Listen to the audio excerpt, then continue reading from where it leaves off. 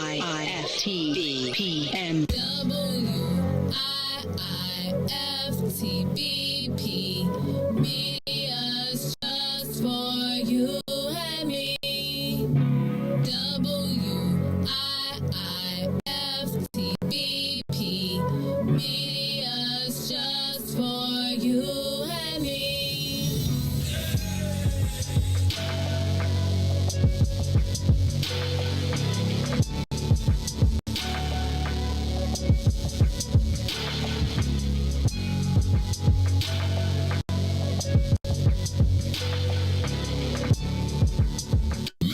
Jackson. Tune in to the Maze Jackson Show every day, Monday through Friday from 6 to 9 a.m. where you can catch us on YouTube, Twitter, Twitch, and Facebook Live. Plus, from 6:30 to 8, you can get us on WBGX 1570 a.m. That's right, it's the Maze Jackson Show, where every single day we ask the question, what's in it for the black people? And if you don't like it, you can still tell them. Maze said, we out of here. Peace. Hey, Chicagoland. All roads lead to Solo Beauty Supply, the largest black-owned beauty supply in Chicago. We carry a large selection of natural hair care products, plus much more. So come see us at one of our two locations, located at 9011 South Ashland or 8158 South Cottage Grove. Our inventory is growing, and with your support, Solo Beauty will continue to be a source of pride in our community.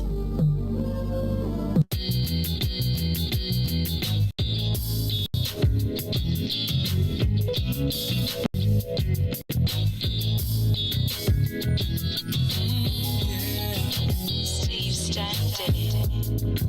I've never been lucky at love, no never. I've never been good at holding on. A heart broken so many pieces, but I'll just keep on moving on because I'll never give up on love, no never, no never. And I'll never give up on trust, whatever come what may. All that I wanna say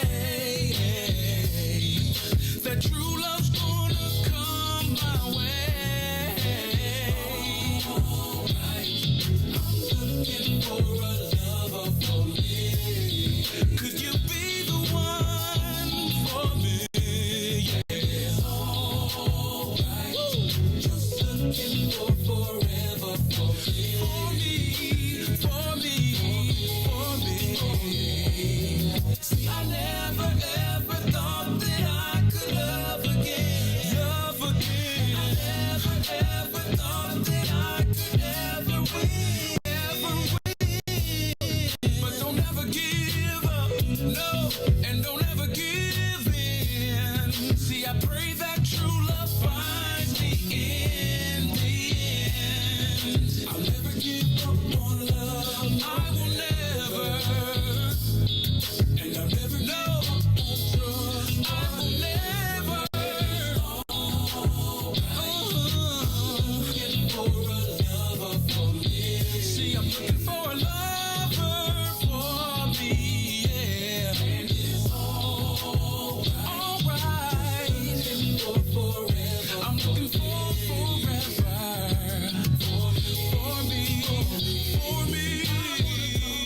Every night. Hey. Make love to her right. Oh. Find her there. She's the only one. She's the only one. I'm gonna treat her like mine. See, I'm gonna give her everything. Whatever she wants. Plus a 10-carat diamond ring. Baby, baby. Alright. Woo. I'm looking for a lover for me. Looking for a lover. Could it be you? And it's all. Baby, it's alright. Looking for forever. I'm looking for forever. For me. For me. Hey. Looking for a lover for me. I'm looking, still looking. And it's alright. Looking for forever. For forever. For me. For me. For me.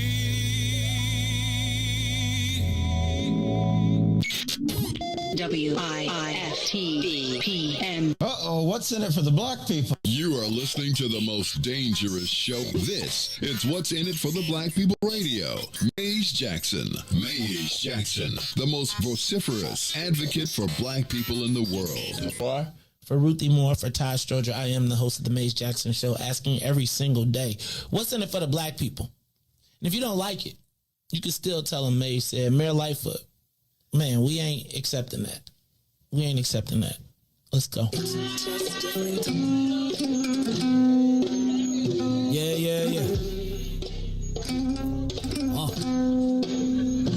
Let's get down to business and go ahead and address the facts, man. Lightfoot seems more lesbian than black. Rahm Emanuel's another case. He was just as tired. 50 closed schools left much to be desired. Police had Anjanette naked on that body cam. They suppressed the footage so it couldn't touch a lot of hands. Reminds me of that 16 shots in that cover-up. Both of them similar, so I went and dug it up. George Floyd killed, a lot of riots happened in the town. Southside burned and they wouldn't let them bridges down. Grandmother sick, need a prescription and plus a couple groceries. You gon' have to travel just to get it now. COVID-19 out here shutting all the business down. Not enough SBA loans to even give around. So many failed businesses that you can put them in the pile. If you don't survive the pandemic, it's gon' sit you down. We sing, dance, play ball, entertain, and crack jokes. Government infested black neighborhoods with crack smoke. System that milked us so bad, we got lactose. Still trying to find out what's in it for us black folks. We sing, dance, play ball, entertain, and crack jokes. Government infested black neighborhoods with crack smoke. System that milked us so bad, we got lactose. Still trying to find out what's in it for us black folks. Shout out to Willie Wilson, hope one day you get to send it.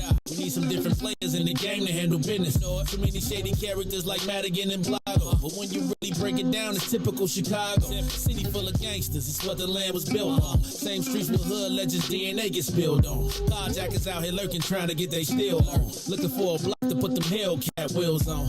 Let this give bogus appraisals a red line. Car crackers out here getting minimal fair time. And I'm concealed carry, I stay with the pipe. But Illinois gun laws giving minimal rights. Stay up on the swivel, make sure I'm moving tight.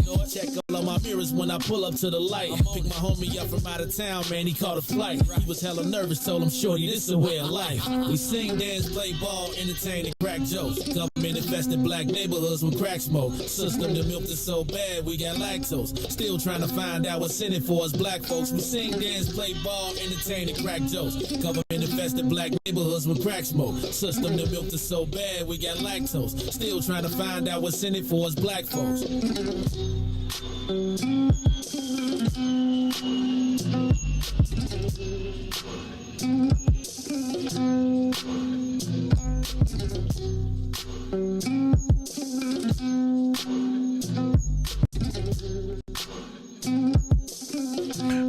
up, Chicago! Wake up, world. This is the Maze Jackson Show. It is the day after, and that's right. You got to wake up. You got to get up. You got to shake it off. It is obviously tough morning. But I want to say wake up, Chicago, because you know what? It's like you go to sleep and you wake up, and the next day is here again, and you can't stop. So, you know, I was spent a little time yesterday. As you know, it was election day yesterday, and we did not get the outcome that we wanted. And you know, there is always the day after the election when you are tempted to wallow or stay in the house or not come outside. And you know, people give you the pass to be like, oh, it's okay. But no. Right here, bright-eyed and bushy-tailed at 6 a.m. Because we won't ever be defeated. Like, you can't get me. I got a lot to talk about today. I got a lot on my mind. I got a lot. 12% turnout in the suburbs. 12%.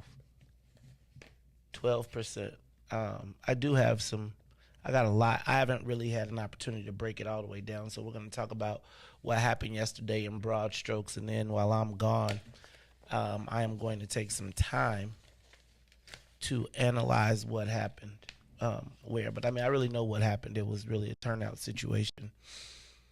Less than 300,000 people voted in the city of Chicago, a city of almost 3 million people.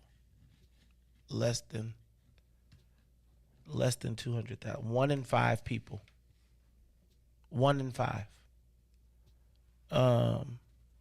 In the city. Suburbs in the turnout in the suburbs, 12%. 18 in some case. Between 12 and 18, depending on who you listen to.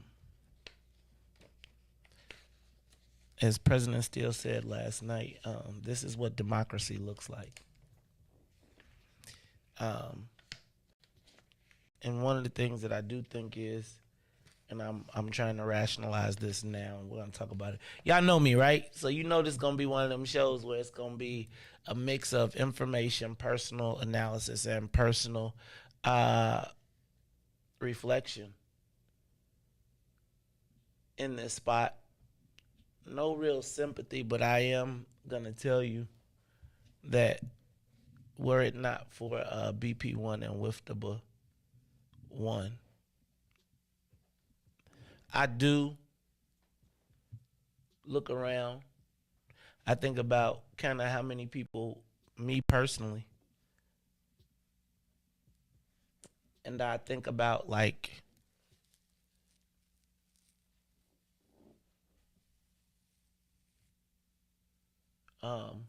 I posted the other day. I think about, I go through my list and I think about, I got a lot today. So y'all know you're going to have to go with me. It's a stream of consciousness. You know, I never really look at you for when it's all sweet and when it's all good. I can call anybody and say, here's an opportunity for you to make a couple dollars. Here's an opportunity for you to, you know what I'm saying? I help people all the time. I'm not tripping on that. But I do pay attention, and I have a lot of observation. And I do also think that I am at a crossroads of, altruism. I think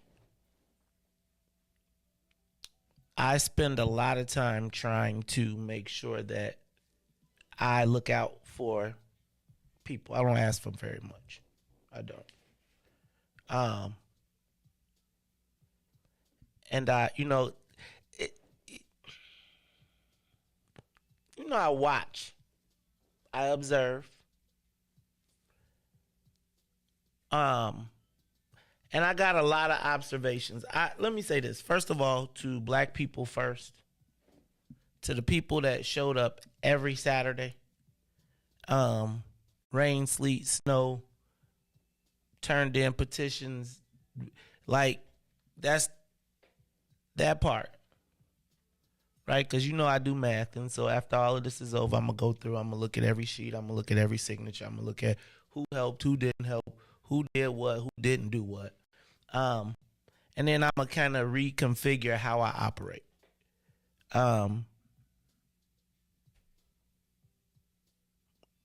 There are people who showed so much love, and then there are people who, you know, I watch who you know, people kind of watch you on the sidelines, be like, let's see if it's going, if it's. So I got a lot of observations. I got a lot to talk about, a lot to think about. But I want to do a solid. I want to congratulate my beautiful and lovely wife, who ran a valiant campaign. Just ran out of gas, probably. She did not have. Her opponent spent $4 million of his own money. And I be laughing because I be thinking about the situation that we put ourselves and our own candidates in. Like I told you, we got people power and we got money power. Black people shame you for wanting to get money or trying to get money to be able to compete, but then we'll watch you flounder. Not flounder, but we'll watch. It's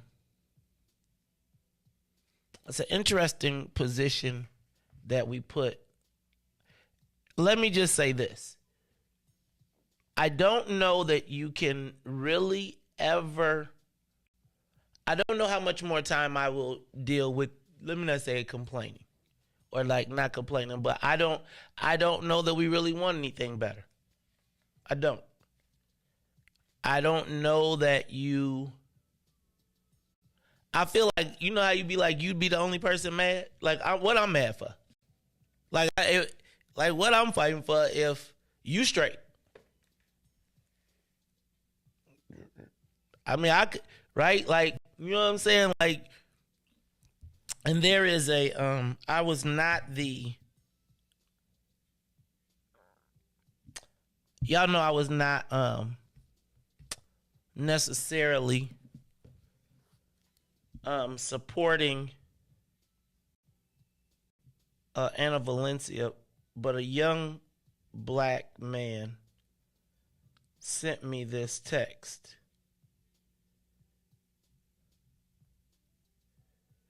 And there's something that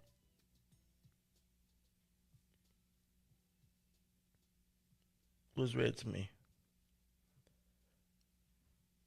And I know I'm not supposed to read it, so I'm going to read it anyway, and I just won't say a name. It says, I have a question, homie to homie, completely off the record, and I'm putting it on the record, and totally personal for me. I understand the game is the game, and it comes with what not comes with it. But I'm looking at the attacks on you, Rayad, and JJ, and can't help but wonder, are black men allowed to be successful? Are we allowed to make real money? You have a black wife, black kids who benefit from every penny you make. You live in a black ward where your community benefits from your pretense and money you spend there. How is it that the black women can attack you for getting money from your presence? Shouldn't I be striving to be like Mays Jackson? You're a nice, smart brother who takes care of his family, pays his taxes, and who is getting money like totally effing awesome. Does it always have to be the struggle story? When do we get to stop struggling? I don't know that I can want more for you than you want for yourself. And I'm not talking about the people that tune into the station. But if you tell me that Harvey, Dalton, the Southland had 12% turnout, don't.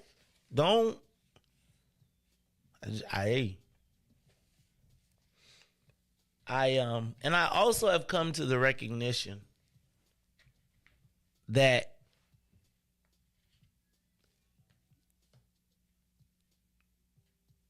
there is a benefit to going along, if that makes sense. Like there is whether you agree or not, whether you like it or not, the party, I'm just telling you. All right, look, let me do this because I got a lot I want to talk about today, and I'm kind of struggling a little bit. So let's do this. Let's say what's up to the rest of the team. Ruthie Moore is probably recovering because she was. Oh, I was about to say Ruthie Moore. Come on in, Ruthie. You don't gotta wait. Come on. This is the Maze Jackson Show. I'm your host, Maze Jackson. Got my man DJ Riis the Ruler on the ones and twos. DJ Riis the Ruler, how you feeling today? Blessed by the best. You already know the rest, man. Yeah, man. Tough morning for your boy. Yeah, man. Went out yesterday. Took my look. I went out to a couple of places, made sure I voted and dropped some cards here and there and everything with my shirt all day long. Past them. I didn't know that my church was a polling place. I just happened to stop there. So. Well, I appreciate you, man. Thank you for the time that you put in yesterday. No. Oh, thanks needed, boss, man, you know. And I she tiptoeing in. You ain't gotta do all that. We at that creek. Like, man. In addition to black people first, clearly my sister. Probably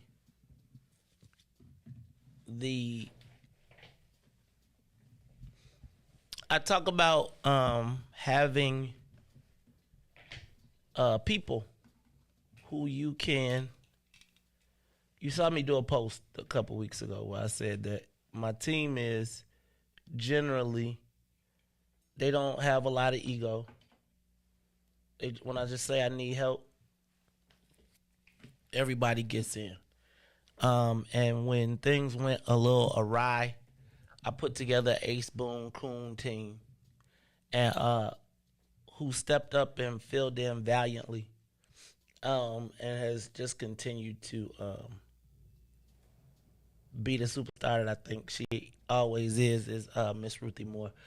Ruthie Moore, I'm going to just tell y'all during this process, things got a little hairy. And Ruthie jumped right in and, you know what I'm saying, started quarterbacking and just not a lot of drama. Let me put it in a Google Doc, but I have learned to love the Google Doc because I know where everything is now and I can find it. But I got to say thank you to my girl, Ruthie Moore. Ruthie Moore, thank you. Thank you for, y'all know a couple weeks ago, Ruthie was on, she was on her millennial schedule. And when I told her that I was in kind of need, she took every day, got here, did everything. Ruthie, thank you for everything. I want to say that. But what's up, Ruthie Moore? How you feeling this morning? Good. You are very welcome. Thank you. I would that it would have been more.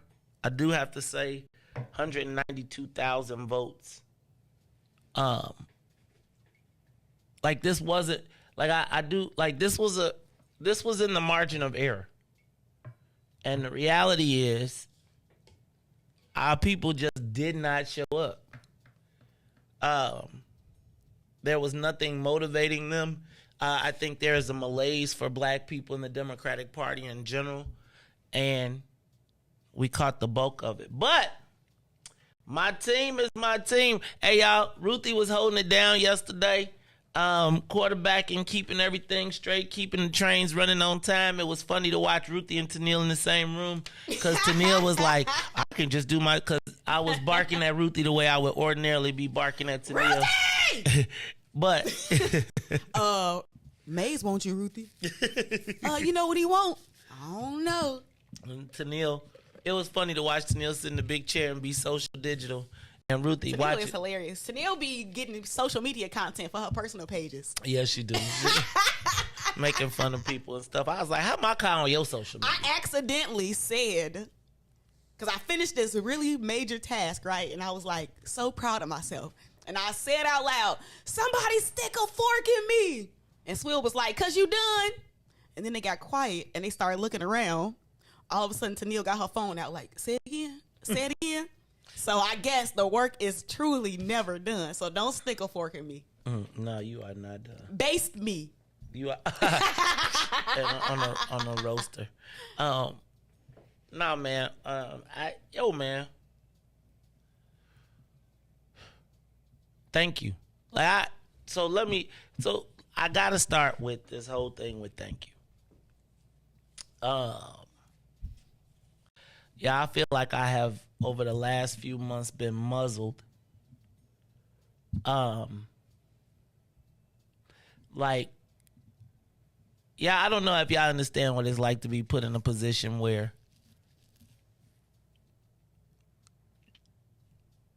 you being the person that you love, you wanting to be proud of them and celebrate, and they make it where you almost can't. I don't believe that I have a bigger cheerleader than my wife. And I want it to be the biggest cheerleader for her. And my desire to cheerlead for us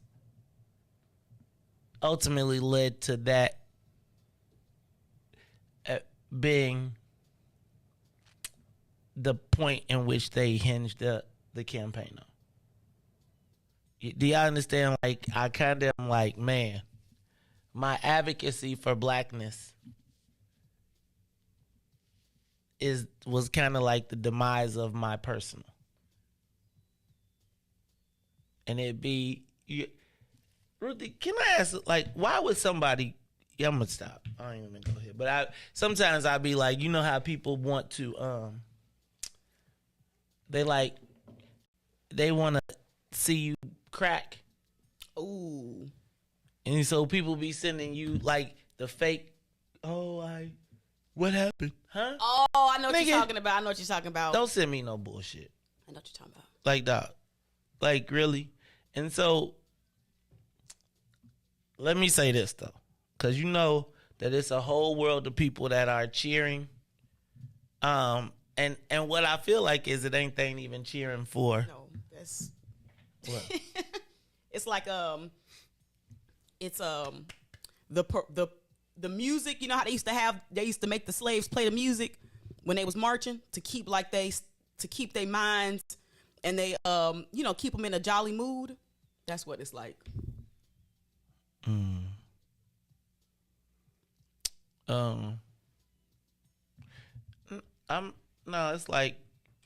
So here's the deal.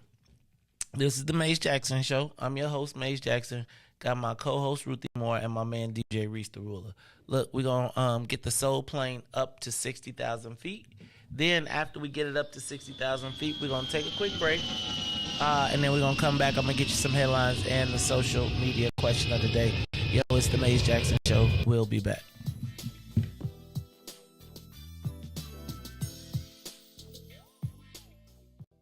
The Maze Jackson Show will be back after this break.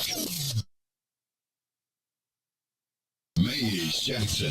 Tune in to the Maze Jackson Show every day, Monday through Friday from 6 to 9 a.m., where you can catch us on YouTube, Twitter, Twitch, and Facebook Live.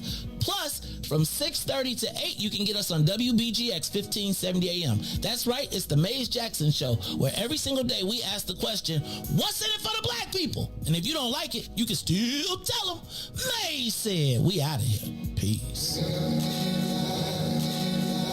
Broken screen? Crash system?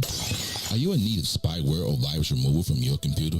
Well, contact RPC Computer Repair in South Shore and let us help you with all your computer repair services and print needs. Need office or print production services, copies, scans, fax, or even notary service? Then stop by and support RPC Computer Repair and Print Shop, located 1741 East 71st Street in the 71st Street corridor, newly revitalized South Shore areas, and let RPC be your one-stop shop, where we believe RPC is your PC. RPC Computer Repair is also a UPS access point, where you can drop off and pick up your important packages. So let RPC be of service to you.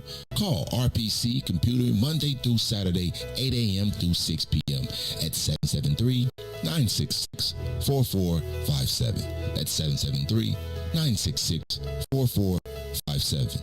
Visit RPC at rpccomputeringinc.com for more information. And now, traffic and weather. Yo, who said devotion had to be sad? Yo, check this out. The Lord is my shepherd, Lord. He's making me to lie down in green pastures. He leads me beside the still waters. He restores my soul. God's gonna turn it around. Come all the way with me.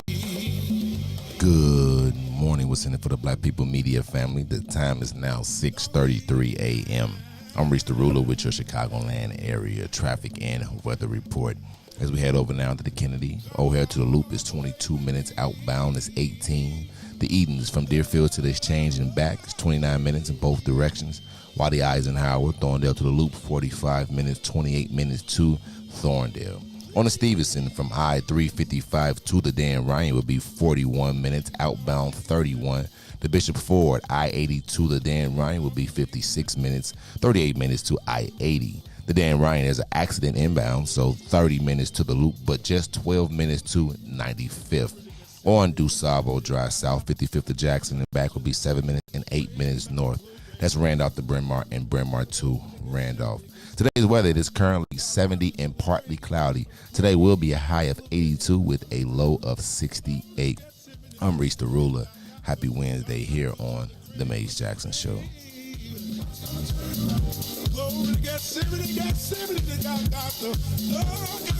to the grave, from the grave back to glory. Oh yeah, oh yeah, oh yeah. Come all the way with me. Don't leave me now. Come all the way with me. Please.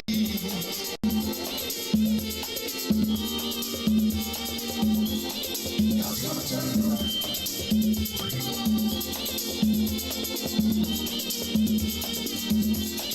God's gonna turn it around.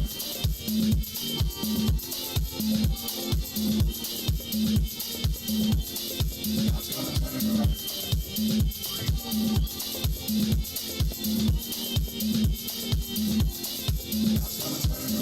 Glory to Gethsemane, to Golgotha to the grave, from the grave back to glory. Glory to Gethsemane, to Golgotha to the grave, from the grave back to glory. Glory to Gethsemane, to Golgotha to the grave, from the grave. Glory to Gethsemane, to Golgotha, Golgotha to the grave, from the grave. Dear Lord, it's me again. God's gonna turn it around. I'm calling on you. You did it before. I believe that you can do it again. Somebody calling you right now. You are listening to The Maze Jackson Show. I'm your host, Maze Jackson. Got my co-host, Ruthie Moore, and my man, DJ Riis the Ruler.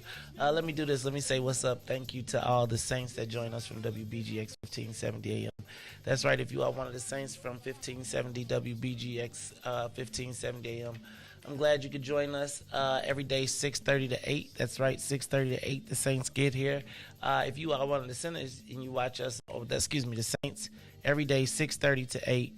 WBGX 1570 AM. You can give us a call at 872-259-7474. You can also watch us live on Facebook, YouTube, Twitter, and Twitch every day, Monday through Friday, 6 to 9. That's right. It is the Maze Jackson Show. I've been talking gloom and doom, but I also got to remind y'all there was some big wins yesterday. Now, I got to tell y'all, man,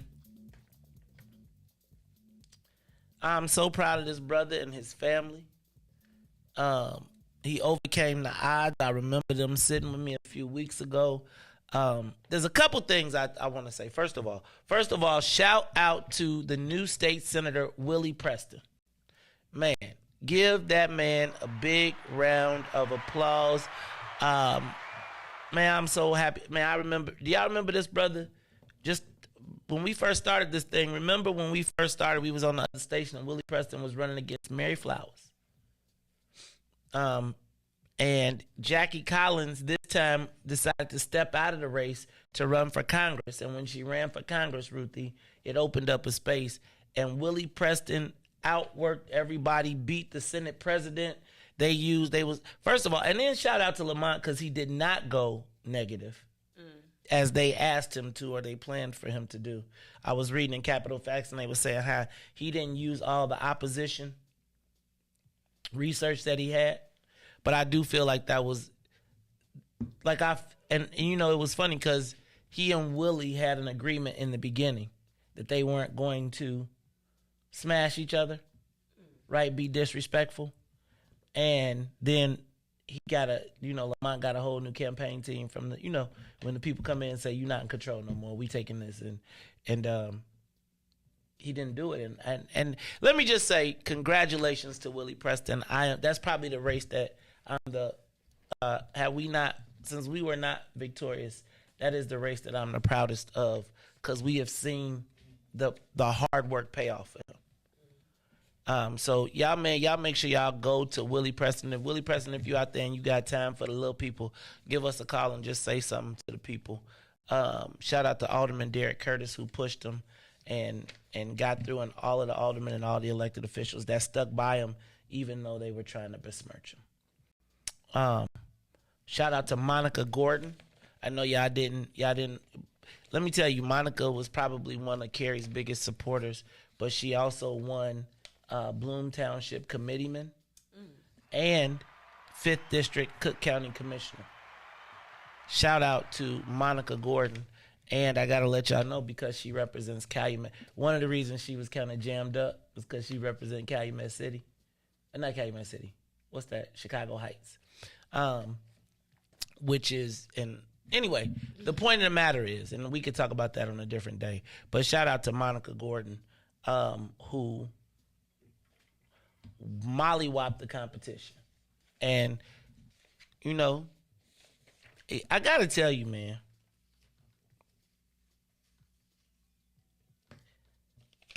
I am, you know how they be talking about people that go along to get along? Sometimes it just be a pain in the ass to swim against the stream.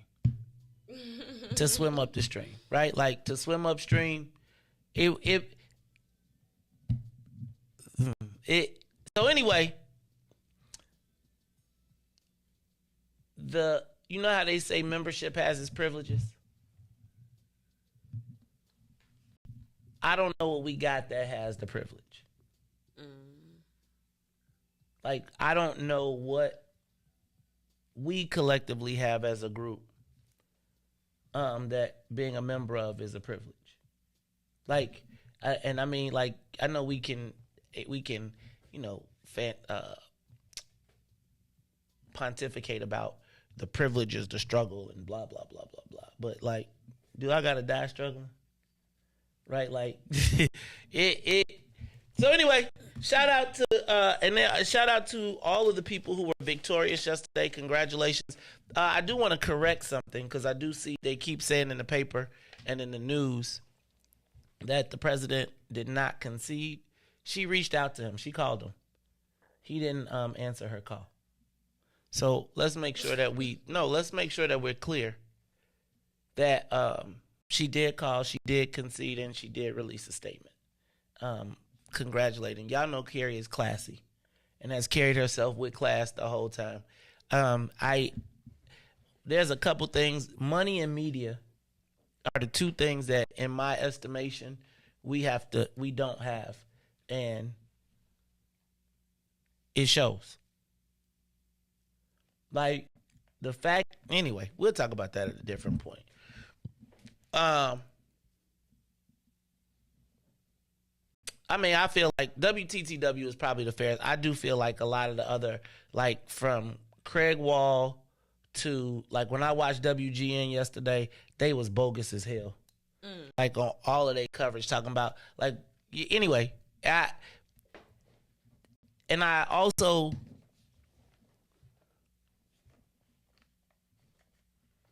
Anyway, so you know what's crazy is for me watching the coverage, because I just can't stand some people's analysis and some people's opinions. I gotta watch it on mute. Just show me the percentages, and then if I want some analysis, I'll ask. Well, I'm gonna tell you, I got a lot to talk about in that space too, because people. One of my biggest concerns, and the thing that I really is, I don't know how to reconcile the hate from me being channeled to my wife. And that part, like, I feel like I got to go get in the gym and I got to go get rich or something. Because, like, I was just thinking, like, I really got to be cool. But 18%, 12% turnout in the suburbs. In the burbs? Yep. In the Cook County suburbs, you couldn't. Trump trial. While they're talking about Trump's trial in D.C., they are also talking about the fact that he won downstate and ran Rodney Davis out the game.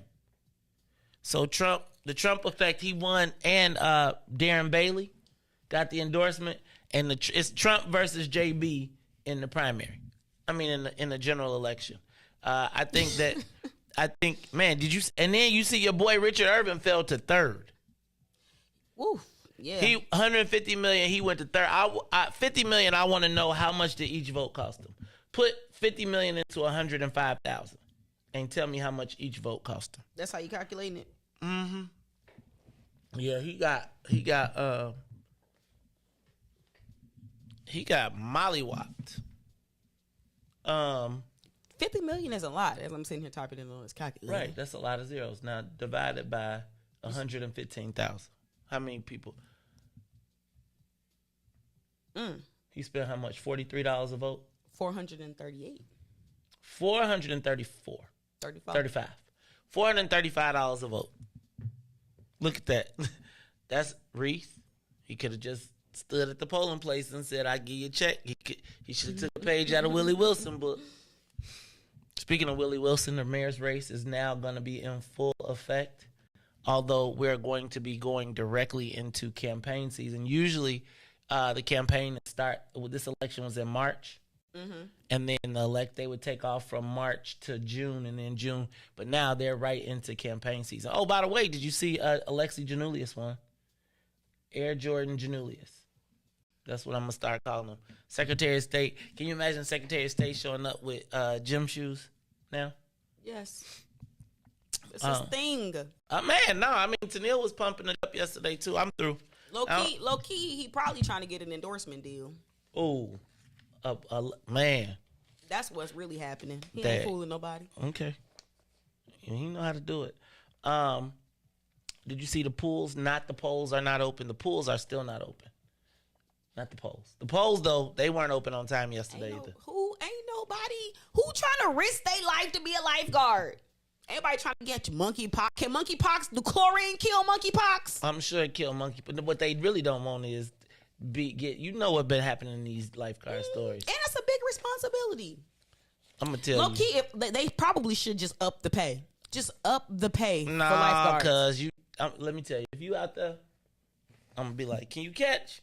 I'm gonna be like, when you put your hand up when you going down, I'm gonna throw the ring. I'm gonna be like, we got one shot at this. Just increase the pay. Did you see Jeffrey Epstein's girl, Ghislaine? She got 20 years. 20 years for grooming young women, 14 and up. You think she gonna take herself out? No, she probably gonna have a lot of money on books. You gonna watch Orange Is the New Black? Mm-hmm. She gonna have You're funny. I just thought about what you said. She gonna be a boss. All right, and then finally, leadership losses. One of the big things that happened yesterday in the losses is some significant members of the Illinois General Assembly lost that were backed by their leadership.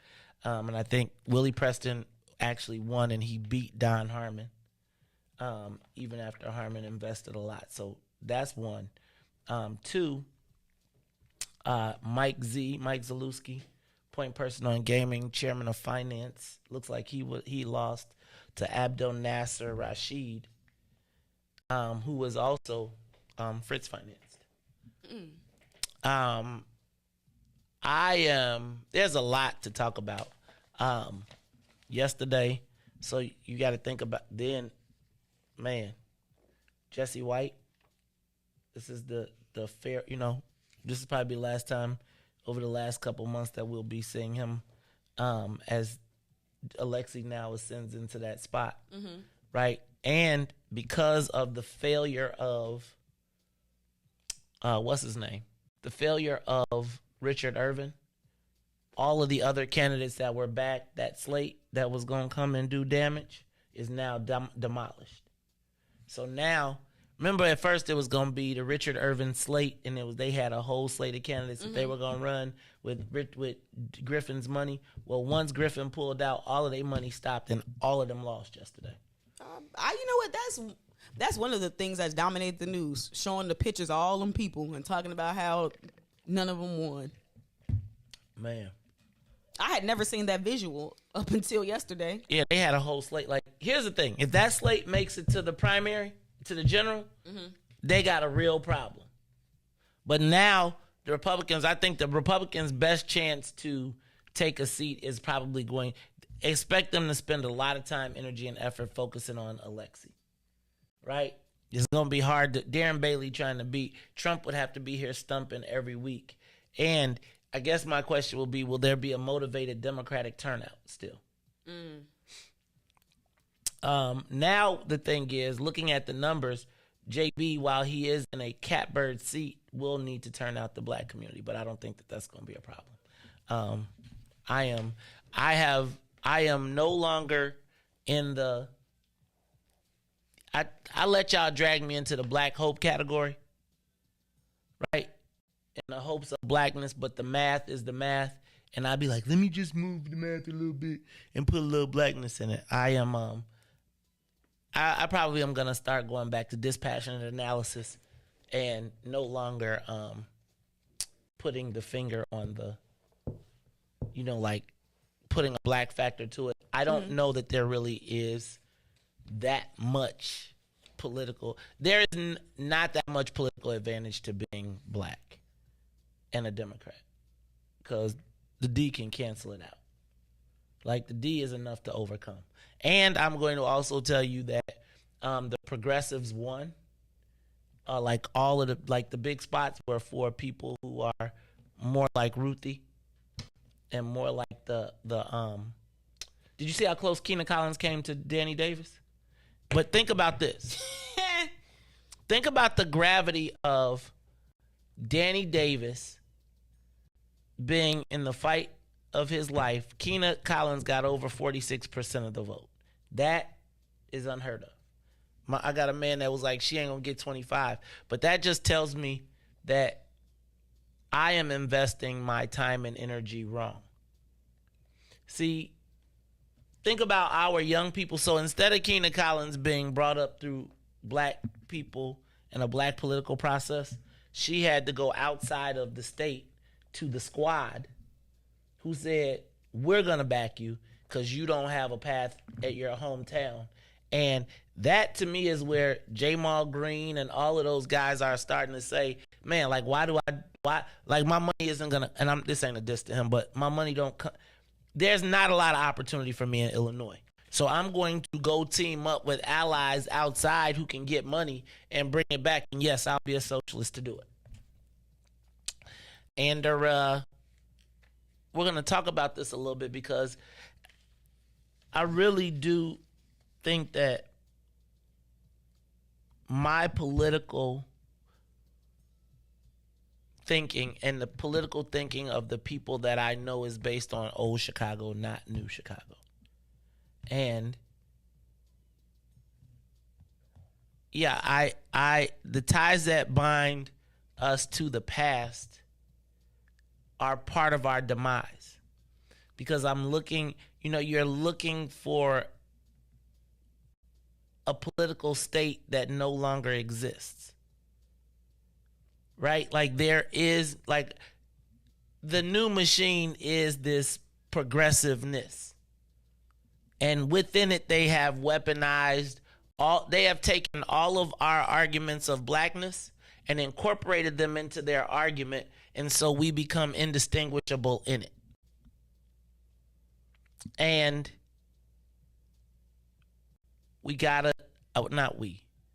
I have to figure out the new paradigm, the political paradigm, because I have clearly a flaw in my matrix, in understanding. Right? I have a flaw in my matrix. It's just like, I got to figure this mayor thing out.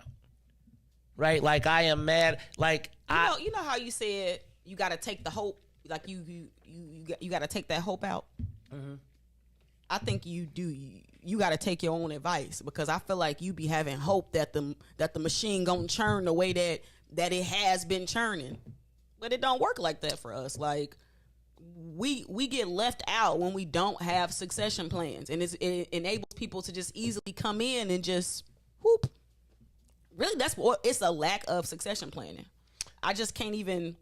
When I was looking at the Danny Davis, Keena Collins things, they kind of had her up, before they counted all the votes, and it was amazing to just see her ahead of him, even if it was just for a little bit of time. But like you said, if there's no path internal, people gonna find the path external. Yeah, I don't like there. I'm just saying, like, I have literally watched in this cycle almost every norm. So here's like the deal. Like, remember I was telling you, like, your black woman defeats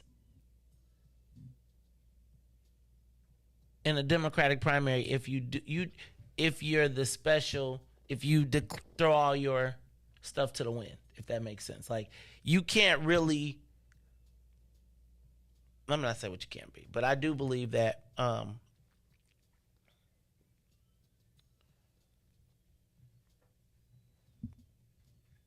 there is a level of capitulation that has to occur for you to get the benefit of being the progressive black. Like, you know how white women love, like, love black women, mm-hmm. But you have to kind of conform to, how do I explain it? It's almost like you got to put on a dress for a dude. If that makes, mm-hmm. Like, you have to disavow you got to be a certain brand of blackness. Right. And like, certain brand of blackness. Right. Look at, like, exactly. You have to be progressive. Well, I don't even, because I'm actually sick of the word progressive. Like, I just Googled it because I'm tired of the word progressive. Like, and even in looking at the definition, like, you can finesse this word to just mean different from what is currently happening. Exactly. And that's how people have finessed the word progressive. Progressive does not mean, it's not what it, people just be finessing a word. And now you can just say progressive to mean the opposite or moving in a different direction from what is currently established. And I think that is like equity. So I don't want to hear nobody say they are progressive. No, well, guess what? But it is. It's like Progressivism is a political philosophy in favor of social reform. I mean, that could be anything. Like, I agree that could be anything. What I believe, though, is progressive has a title that even for black folks has tricked them into yielding their when you say you're a progressive, then it's kind of like we take care of all of that. So it's like in that bubble, don't be too black in there, right? Like we do everything in this space. Anyway. I mean, I was just thinking like, can you be a Republican and be progressive? Yes, you can be a progressive Republican. Now, that wouldn't play in the in the general dialect, but if you were a Republican, you say I'm a progressive Republican, Republicans would probably know what that means. They wouldn't use it in a national space. But yeah, I think anybody can be progressive. Like I could be a progressive Sigma. You could be a progressive Delta, right? You could be like, I don't haze no more. Or whatever. You know, like we don't haze anymore anyway. But you know what I'm saying? Like progressive is just that. But I think in this space, in the political space, it has become a catch-all for, it's like the next step it's the step before socialism. No, like progressives are like we're not the bad guys, we're the good guys. It's a finesse. Yes. The progressives are the people that say you're not qualified. So they say you can't work at this job because you're not qualified. And so they have their own kind of patronage that is built around. They have their own kind of patronage that is built around saying that we're not patronage.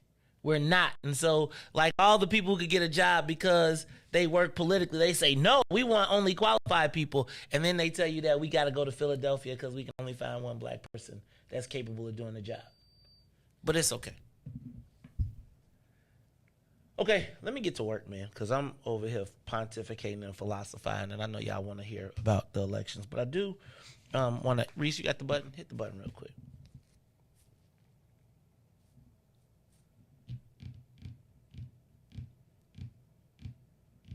It's the Maze Jackson Show. Man, I'm waiting on you. It's time for the social media question of the day. He looking at me like, you ready? I thought you were going to say it again or something. I was like, nah, I was. Can black people survive singularly? You know,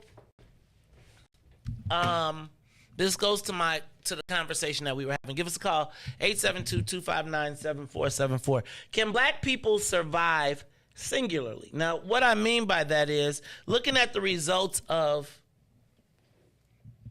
the turnout yesterday. Mm-hmm. In the spaces where black people were, the turnout was something like 18%. Ruthie, I do not believe, I watch Solutions Mike, and you say, pull out, let's just make our all-black party. Mm-hmm. I'm really starting to get to the point where I don't know politically if we have the stick to stand on our own. I know it sounds great, and it's like, somebody said, we don't need nothing. We got everything we need. Max Solomon was saying that.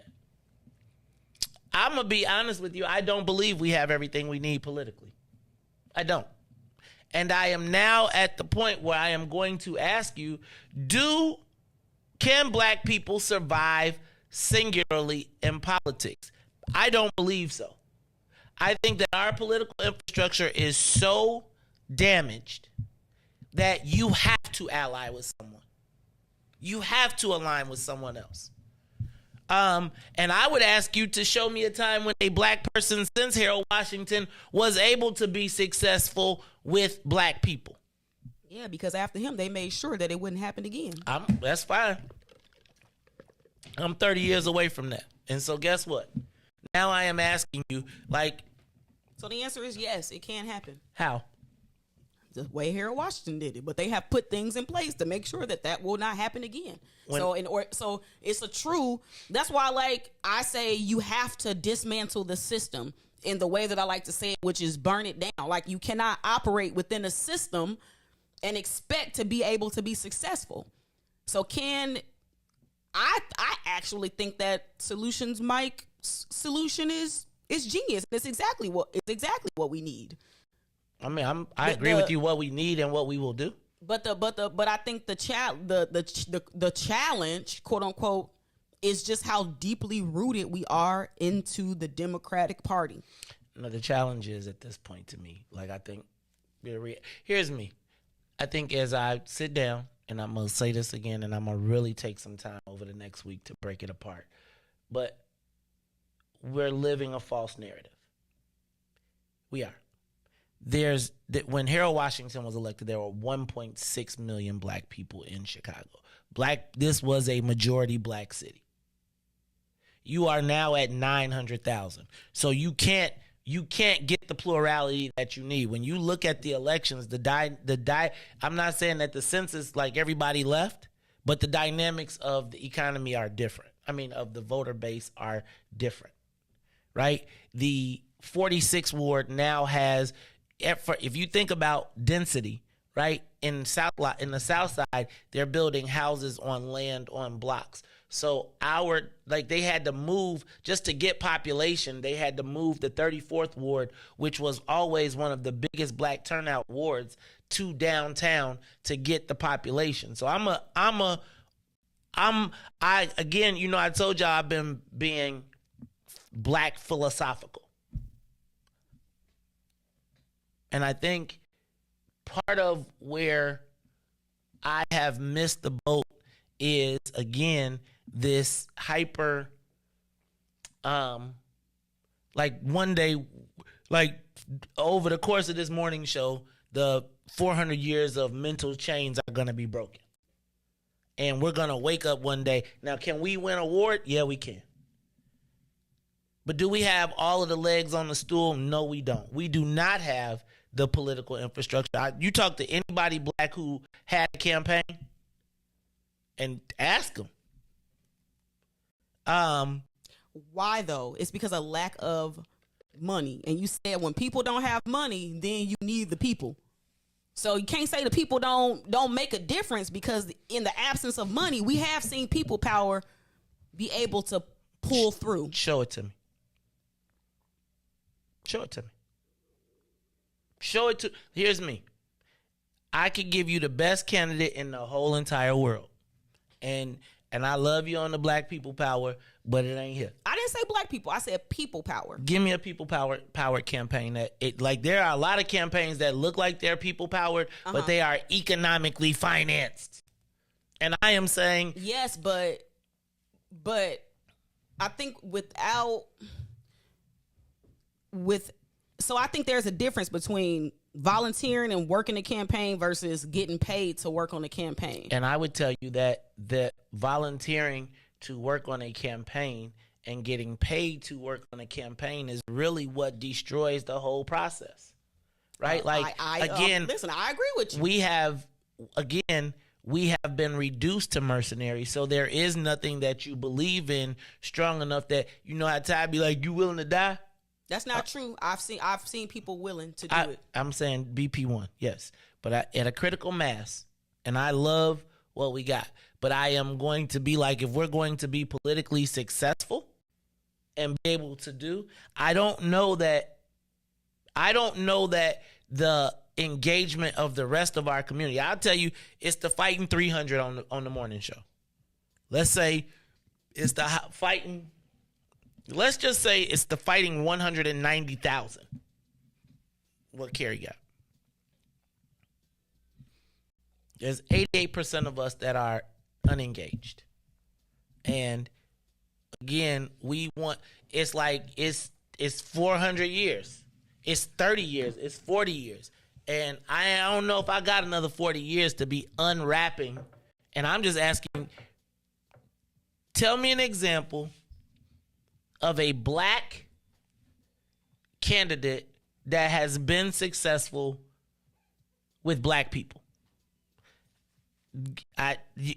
If the white folks don't say, man, we're gonna halfway, you don't have the money to get your message out, right? Back to money. I'm not debating it. I am certainly not debating it at all. I'm saying, right, I look at this entity right here, and I'm saying we don't have media.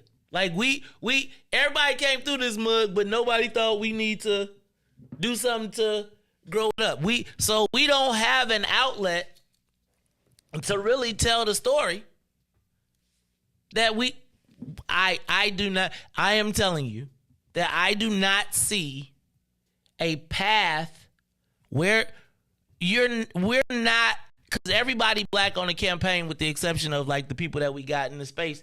And then you got black people that will disparage them and be like, you a sucker for working for something you believe in. You need to get paid.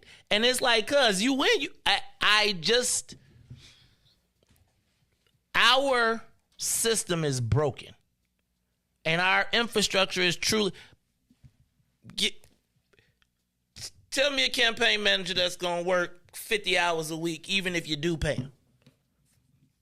Probably not. I'm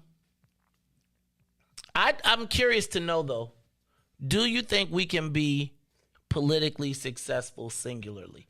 It seems like, you know, when I heard the whole, and when Lori put the whole thing about Anjanette Young in the thing, in the post, you know what I'm talking about? In the group chat, I'm going to show it to you. Oh, yeah. I know what you're talking about. When she put that in the group chat, I got to be honest with you and say, yeah, I was thinking to myself, what am I doing this? What am I doing this for?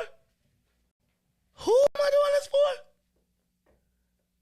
I got you. And it's like, I understand we down. So I'm about to get in the down so bad category.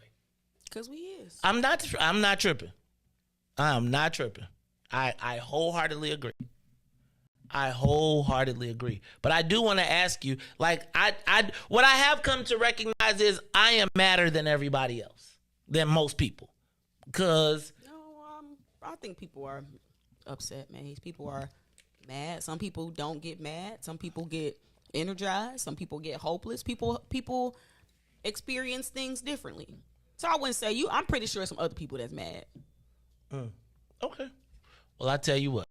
It's the Mace Jackson Show, and we come back. I'm about to break down some of these campaigns. Did we get any calls? Nobody wanted to call and tell us. I want to hear from the callers. Can black people survive singularly? Caller, what you got to say? Caller, you on the Mace Jackson? What's going on, family? What's cracking? What's going on, bro? What up, What's up, Ruthie? What's up, Riis? Hey, man, just want to hello, can you hear me, bro? Yeah, we can. Okay, just want to definitely thank BP1. Thank you for your leadership. Thank you for Carrie for being a gracious fighter. Tegan was at school and she told her classmate, make sure your mama vote for Carrie still. You know what I'm saying? So we got to be inspired by the youth, Jasmine and her friends, you know, just picking up and you know, all of these people just contributing, and we just got to keep fighting, bro. And like I said, if we can, I think we got enough to do us. It's just got to be scalable. And if people not rocking with us, then, you know, we got to look for other opportunities. You know what I'm saying? Because the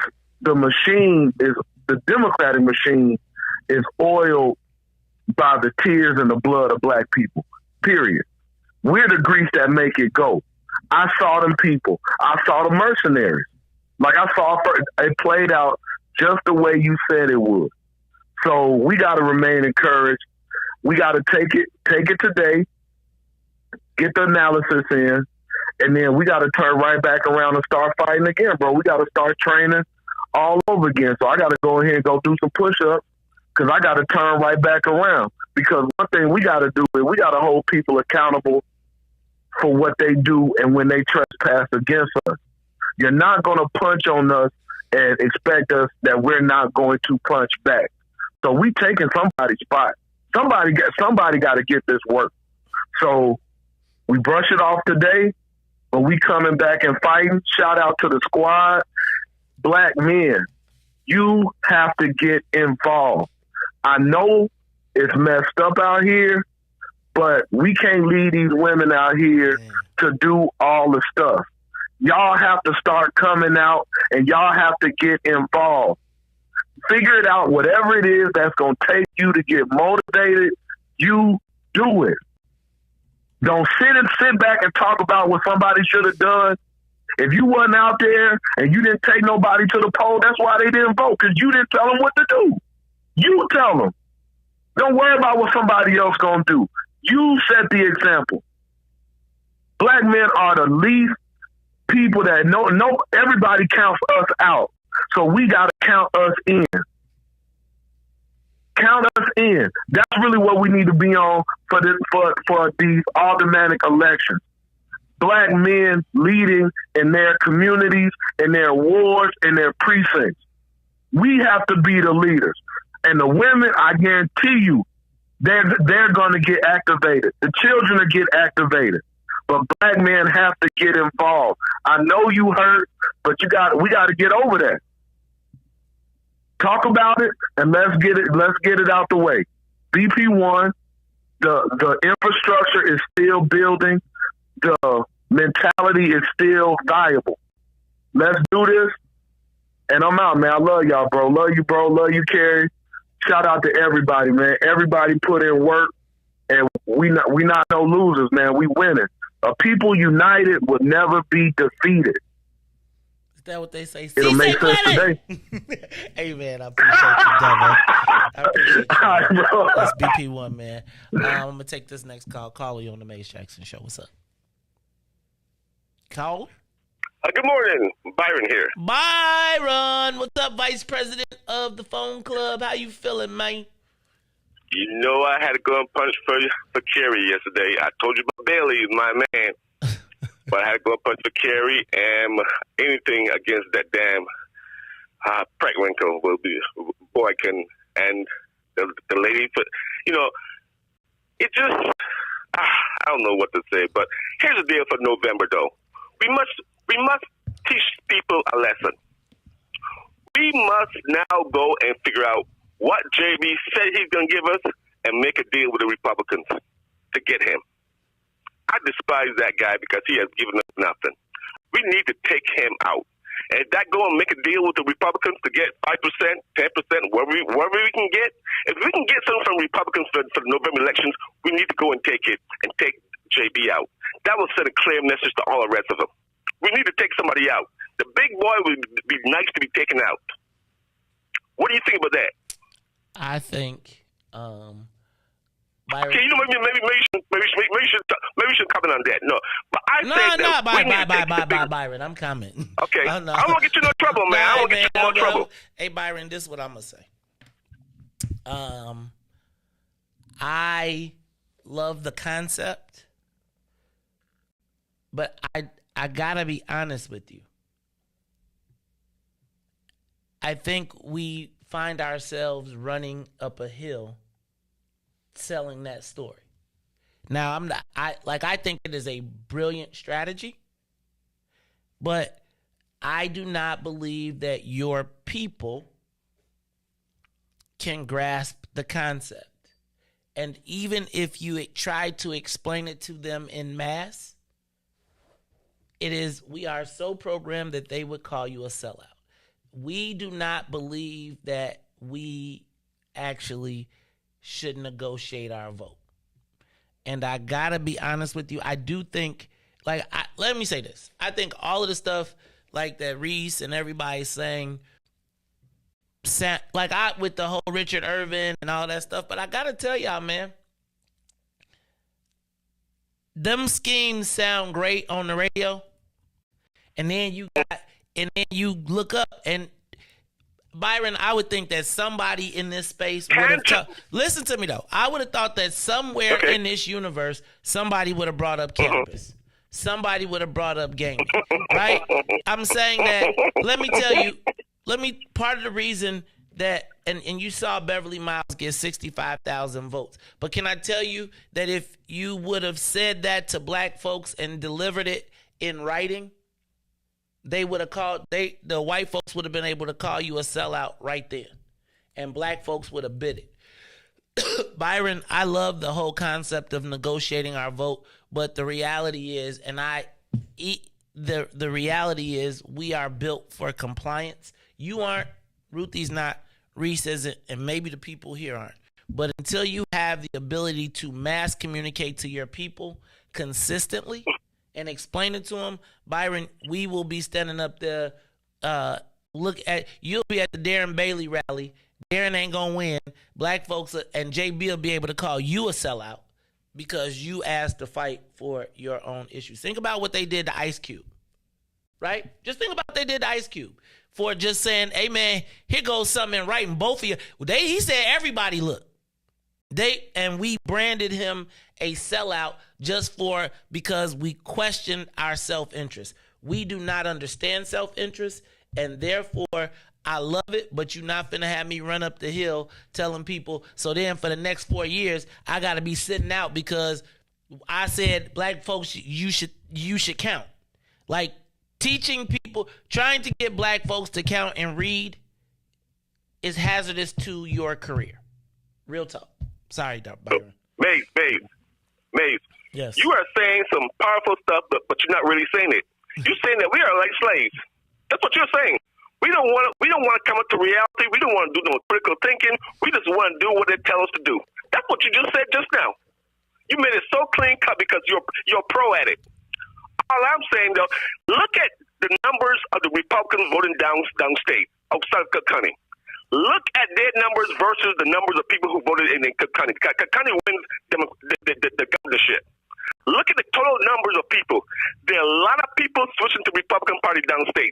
A lot of them came out. Look at the real numbers. South of 80. Kankakee and back down. Those guys, and if you look at the Hispanic vote in Texas, they're switching over to the Republican Party.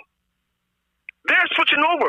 We're the only people that's sticking with the Democratic Party and keeping it alive. And for our own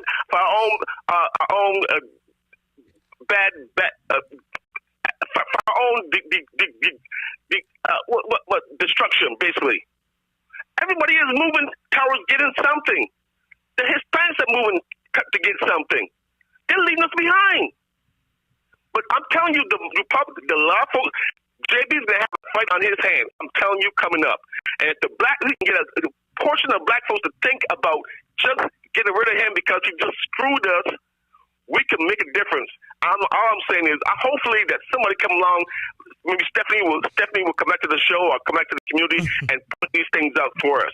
I don't want you to do it because I need you to make your money, man. I need you to have a new Porsche because they got some new Porsche and new Benz coming out. I want you to have those things, especially your son. I know he got his eye on a new one. No, he I want to make sure he gets a nut. He ain't getting Byron. I'm telling you, he's sticking with the Hyundai. He just had a crash in that. Okay. He ain't getting no Porsche. But that's a stepping stone. That's a stepping stone. He gotta buy his own damn Porsche. Look, I'm gonna have to start creating some generational wealth, but they done tried to smash that up too. But Byron, I appreciate you, man, and I don't think you're crazy. Appreciate it. People, Byron, people give you the business, but I do think that you talk about a lot of things that make sense. We just, we don't like to hear a lot of stuff. Let's go to the live line. Caller, you on the Maze Jackson Show. What's up? Caller. Can black people survive? James, what's up, man? How you feeling, dog? How you doing, bro? Hey, man, keep your head up, bro. I got out there yesterday, and I voted for my girl Carrie. And I live out there. I don't know if you know, but I do live out in the Southland. So, the thing is, man, Byron was pretty much people. Period. Not just black people. People go against their best interests every single day. Then you can tell them and show them that it makes 110%, and they say, "Oh no, man, I'm gonna do this. I'm gonna go this way." It's like us as black people when it comes to the preliminary elections. I guess that's what you want to call it, to get the nominees in. We go to sleep, and that's when we end up losing, quote unquote. That's where Barack Obama lost that with the Senate and the Senate and the House of Representatives. They didn't come out and vote the people in that he needed to get stuff passed. And stuff like this, these preliminary elections and the local elections affect us more than what Donald Trump can do, what the House of Representatives can do, and what the what the federal government can do, and that's what we have to embed in our minds now. It's more what affects you going out your front door than what's going on, quote unquote, downtown. Because your front door, they're gonna meet you at your front door quicker than they're gonna meet you from downtown. But dude, only thing I can say is hopefully, man, we gotta get it together. The Southland is basically predominantly now, and I've been living out there mostly all my life since I was 5 years old. And I'll be 57 this year. It's all young people now out there, quote unquote, Section 8 people. And you talk to these young cats and some of the young people and talk to them about voting. 80% of them ain't registered.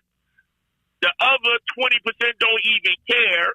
A lot of them, and the other 50 don't. They scratching their head on where to go. Even if you give them that guidance, show them where it goes. It's. I don't get it, bro.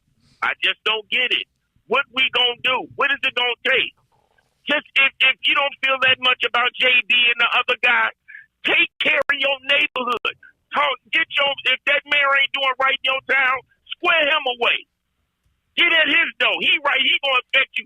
That police chief in your neighborhood, he's gonna affect you. That fire chief in your neighborhood, he's gonna affect you.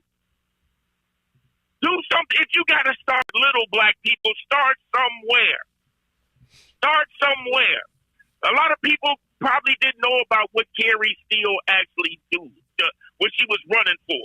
If you told her it was about your property taxes and how your property taxes are sky high, and Fritz Kagi didn't do what he was supposed to do and take care of this, and he started talking this rigmarole, it's going to take 2 or 3 more years before we can get everything squared away, people would have listened. The people that are politically savvy knew what to do and what to vote for. Those are the ones who came out to the polls. The lost souls out there, the young people make up, out in the Southland, the young people make up the majority now when it comes to us as black people.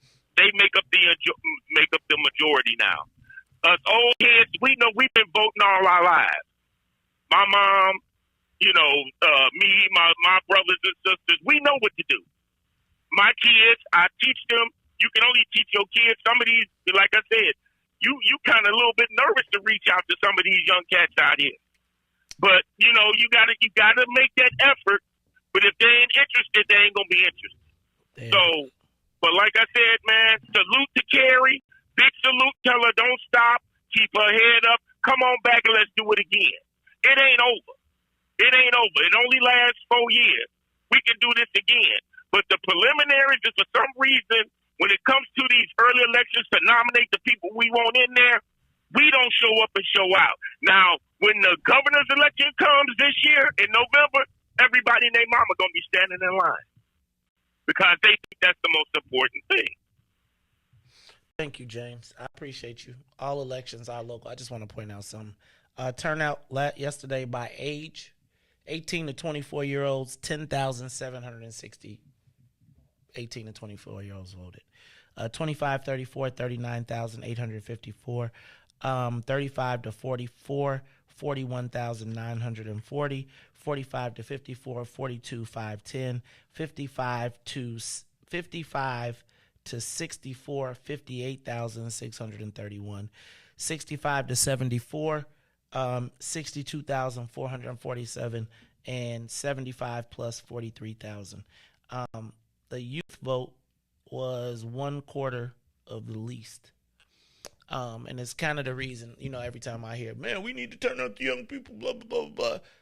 I don't know that the young people are as invested. And I think it goes to this whole process of not necessarily seeing yourself reflected in the space. And so it'll be interesting to see how this goes. Yeah, I hear you. 18 to 25-year-olds are an opportunity to expand. But I think you got to have the right people to expand them with. Let's do this. When we get through, I want to take a quick break. We got any more calls? All right, we're going to take a quick break. We're running a little bit behind. I'm going to go through some of these political analysis of the races. We're going to recap some of the races. We'll start with the assessor's race, and then we'll go from the assessor to the Secretary of State. We'll talk a little bit about the 1st Congressional District. Man, that was watching. You was watching yesterday when they was popping up the results, and first it was did you see the 1st Congressional when Karen Norrington Reeves, like, boom, she was out there, and I was like, holy moly. I was pretty singularly focused. On Danny Davis? Oh. No. I'm going to tell you, I was sitting in the chair with my, man, refresh. You know one thing I don't like, though, what I feel like if you watch the coverage on the news, they literally be making that stuff scroll away too fast. They should let it stay up there for at least maybe 10 seconds. I'm going to put you up on where to go for real. It's the Maze Jackson Show. Look, we'll be back after these messages. The Maze Jackson Show. We'll be back after this break. WIIFTBPM. WIIFTBP. Media's just for you and me. WIIFTBP. Media's just for you and me.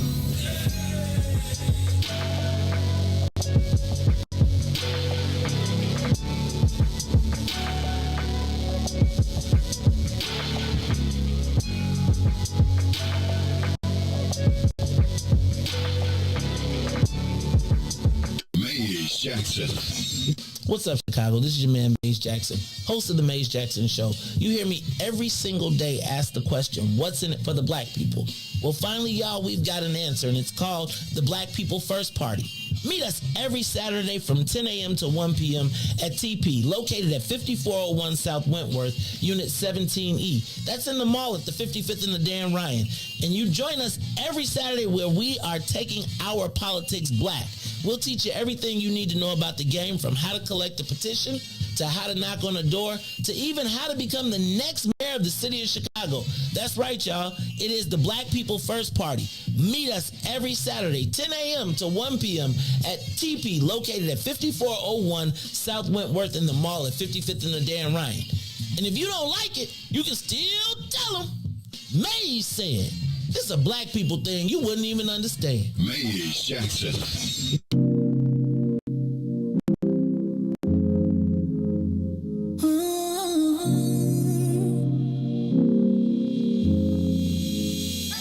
You see me, you see him, my best friend. He hold me down like ankles fighting the waves. Up on not to my crime, yeah, I do time. Till I'm with you, I'll be counting the days. Yeah, ooh, been through so many things, but we always get through. Yeah, ooh, it ain't always perfect, but it's worth it. This is deeper than the surface. If I said I didn't love you, you and I know I'd be frontin'. Wiped all my scars away like it was nothing. Took the parts of me I tried to hide and make them something, something, like it was nothing. Ooh, some magic, baby. Ooh, you know you drive me crazy. Ooh, you give me peace of mind. Ooh, let me tell you why. You make it easy, say, to take it easy, say, feel so weak, say, easy to love. Say, to take it easy, say, feel so weak, say, easy to love. I never thought that I would give it to you, but now I don't think it's the time, I won't do it. I think it's cause the way you talk to me, know how to say it without making me feel little. You're gracious even when you pop off on me. When you get done, I got a little something to drop off on you. Because you earned it with the time you took to put it that way. You got me liking to get putting me on play. I didn't love you, you and I know I've been frontin'. Wiped all my scars away like it was nothing. Took the parts of me I tried to hide and make them something, something, like it was nothing. Ooh, some magic, baby. Ooh, you know you drive me crazy. Ooh, you give me peace of mind. Ooh, let me tell you why. You make it easy, say, to take it easy, say,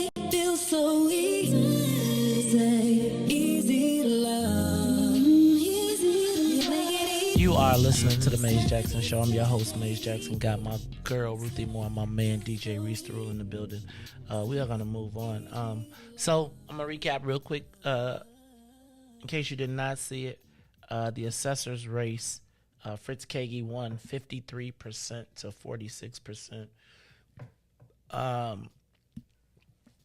When it came out the gate, the stretch was always there. That same, it stayed that way all the way through consistently. I'll tell you,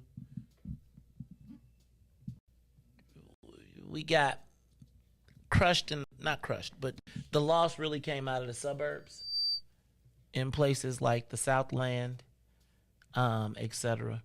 Black folks that voted, the ones that did come, they did their duty, right?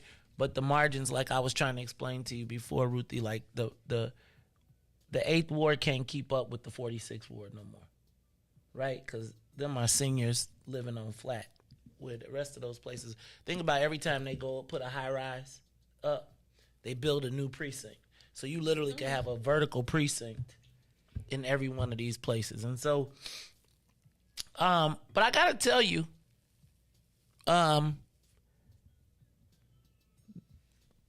President Steele with a 53-46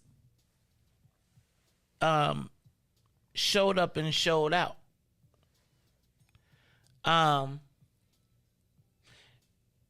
Gotta tell you that I feel a certain way. And I do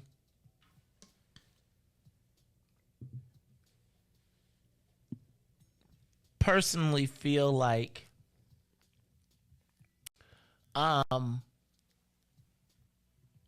what we do here was part of it.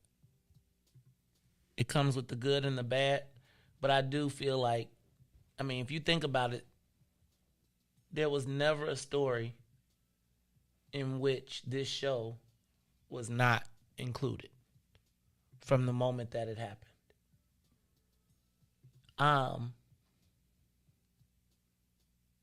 And that is you got to understand, for me looking at it and being like, all these white people that we're going to be supporting and we're all going to be unified with, literally played the race card against a black person for really wanting to get equal, what do you call it, equity and fairness, and wanting to be, and I don't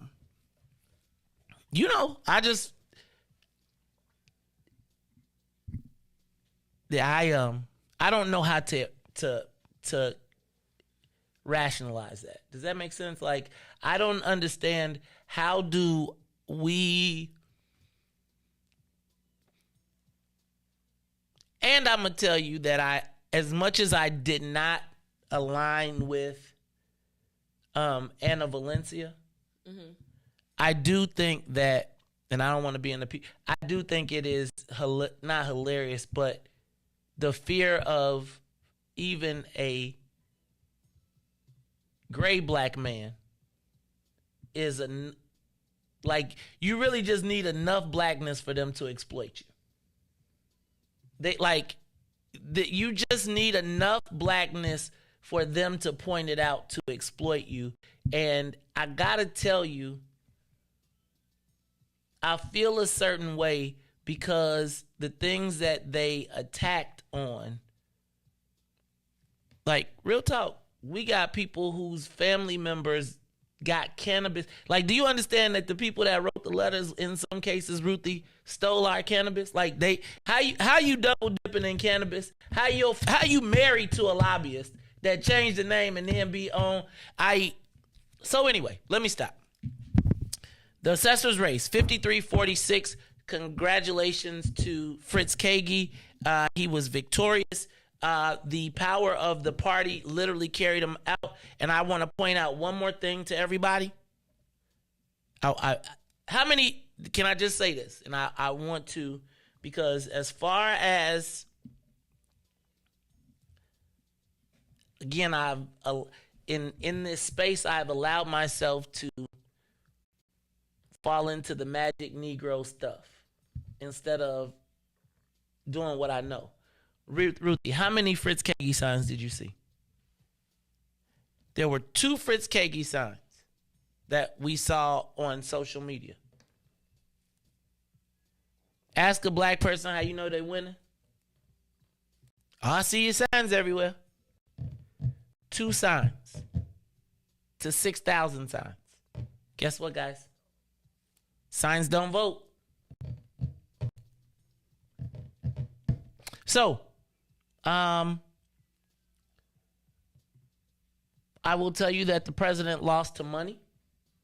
Fritz Kagi spent $4 million to her $1.5 million. And it was funny because I was watching all the black folks. Not all. A bunch of black folks talking smack. But my question becomes, show me someone without the ability to deliver their message and see what they got. It's like black people want you to fight with your hands tied behind your back and then don't vote and then be like, you lost? Help. So, just want to point out that President still got over 190,000 votes, and the black people that did vote, they did what they were supposed to do. It's just they didn't tell their cousins. The other thing I think is our lack of media. And I will tell you that I do believe that the media piled on. I think that the biggest thing that I saw was the fact that she never was able to run as herself. Once they were able to hang me on, and you got to understand I feel a certain way about that, right? Because it's a bunch. Remember all those posts where the white people was like, man, I knew she should have never married him. Right? Think about all the people that are running around saying, oh, he's going to ruin her career. And he's, right? And every time, even for words that they said, I didn't say. And what we have not mastered is the art of the exploitation of. We just don't have a media outlet. Like, check it out. Like, you just don't have a place to go tell all the bogus stuff. He was bogusing to the world, and if it would have been a white candidate, I'm gonna tell you what, they'd have been telling white stories. But as soon as they saw it was a nigga, they was like, oh, we can niggerize him. Hit him with the nigga stick. Put that ninja on TV and show him.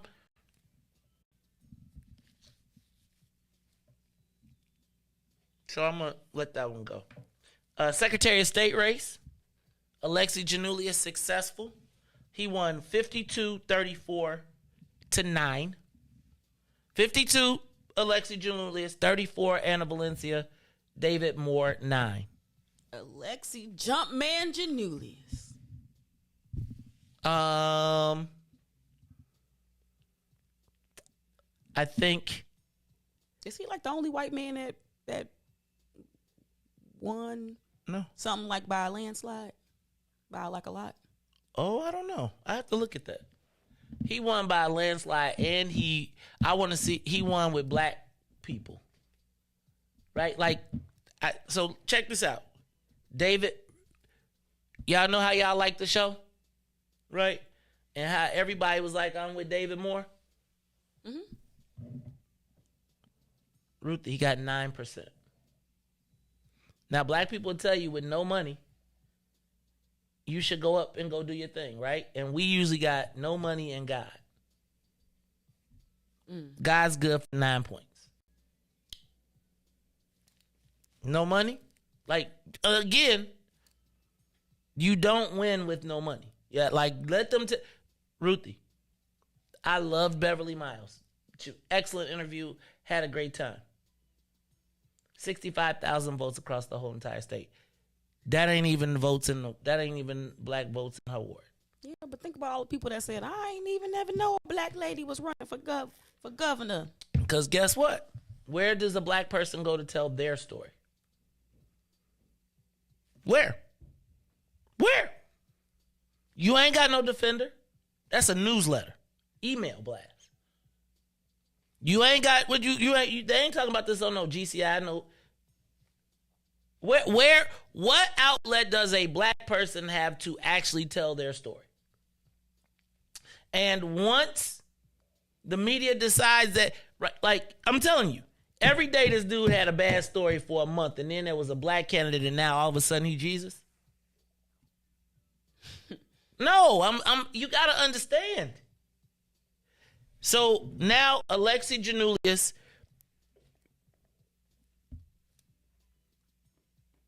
so let me tell you, if I would have done the palm card based on who won, who I knew would win, I probably could have got that bad boy right. But you hope that there is some advantage to being black. So they got Alexi had $4 million on TV. We got a palm card. And not enough people to pass him out of 3,000 precincts. The other thing that I think is going to be very interesting to see is what does this mean politically going forward for the legacy of Jesse White, because it won't be a continuation of his plan, right? And I do think that there's got to be some rethinking now of what do politics look like going forward. But here's what we do know. What we know is that Jesse White and his legacy will not continue in the Secretary of State's office. I also,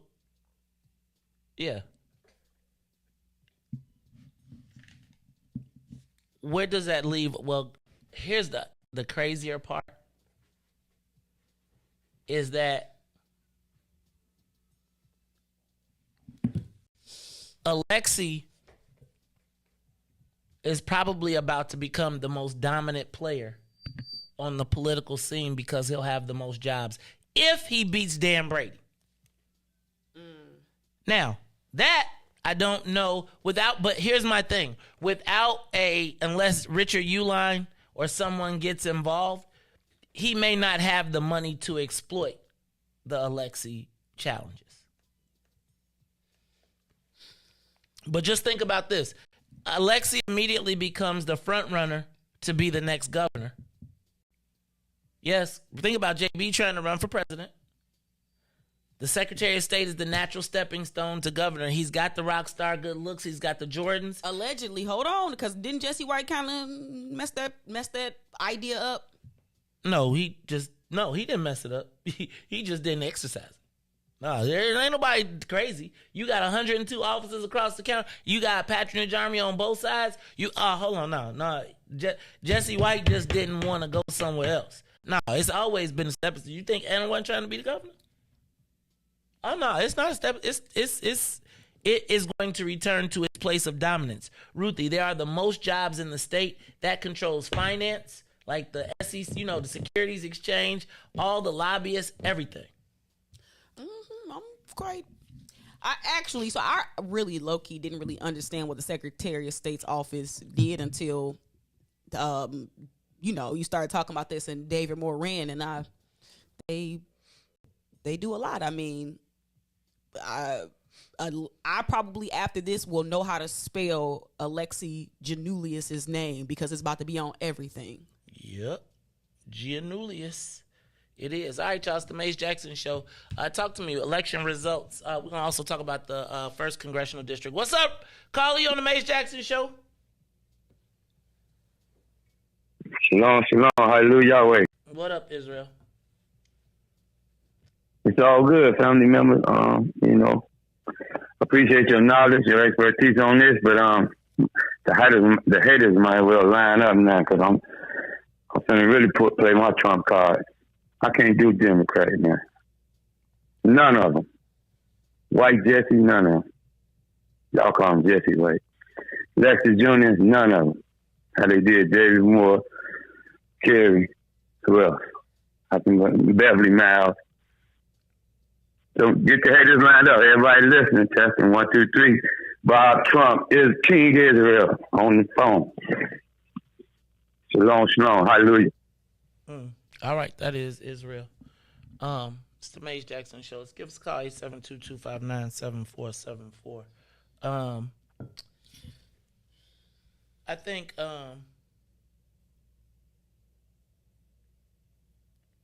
I do think that Alexi will have a challenge going forward. Hey, so Ruthie, I think we picked wrong. Well, let's back up. Okay, so wait a minute, back up. So I picked wrong on the assessor. We all picked wrong on the assessor. Then we said on the Secretary of State, who did you pick? For Secretary of State. Who'd you say was going to win? David Moore. Okay. And then we said who was going to be in second place. You said Anna. Anna Valencia. Then I said Alexi, right? And then you said. I thought I said, well, you know, we all picked David Moore. So David Moore was our first place. Yeah. But, I think I got Alexi next. Yeah. So, again, do you understand how I got to start thinking again? I mean, I'm just saying. I'm with you, Maze, but once I'm I know, like again, if I'm saying I'm gonna vote for you, you're gonna win. Are we gonna be on the? So my thing is, I gotta get back. When I was a lobbyist, I used to make people mad because I'd be like, he's gonna lose. We need both sides of that. Yeah, I don't know that. Okay, here's what I'm gonna do. I'm gonna write my metric down in the future, and this is what we're gonna do. Mm-hmm. We're gonna put it down on paper. We're gonna plug in the numbers, and then if the number ain't above this, then we ain't gonna do it, regardless of our emotions. Right? Regardless of our emotions. Shout out to Jonathan Jackson.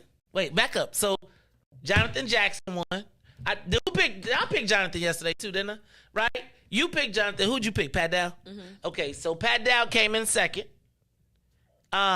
Jackie Collins. So Jonathan Jackson came in first. Pat Dow came in second. Third was Jackie Collins. So I think we both had the first two. You picked Riis for 3. 3. Who did you pick for 3? Swain. Neither one of them made it. So it was Jonathan Jackson, Pat Dow, then Jackie Collins, Karen Norrington Reeves, then Jamal Cole, and Pastor Chris Butler. And actually it was Butler and then Jamal Cole. The pastor that was swiping all our signs? Where did he come from? How he sneak up in there? Swain was down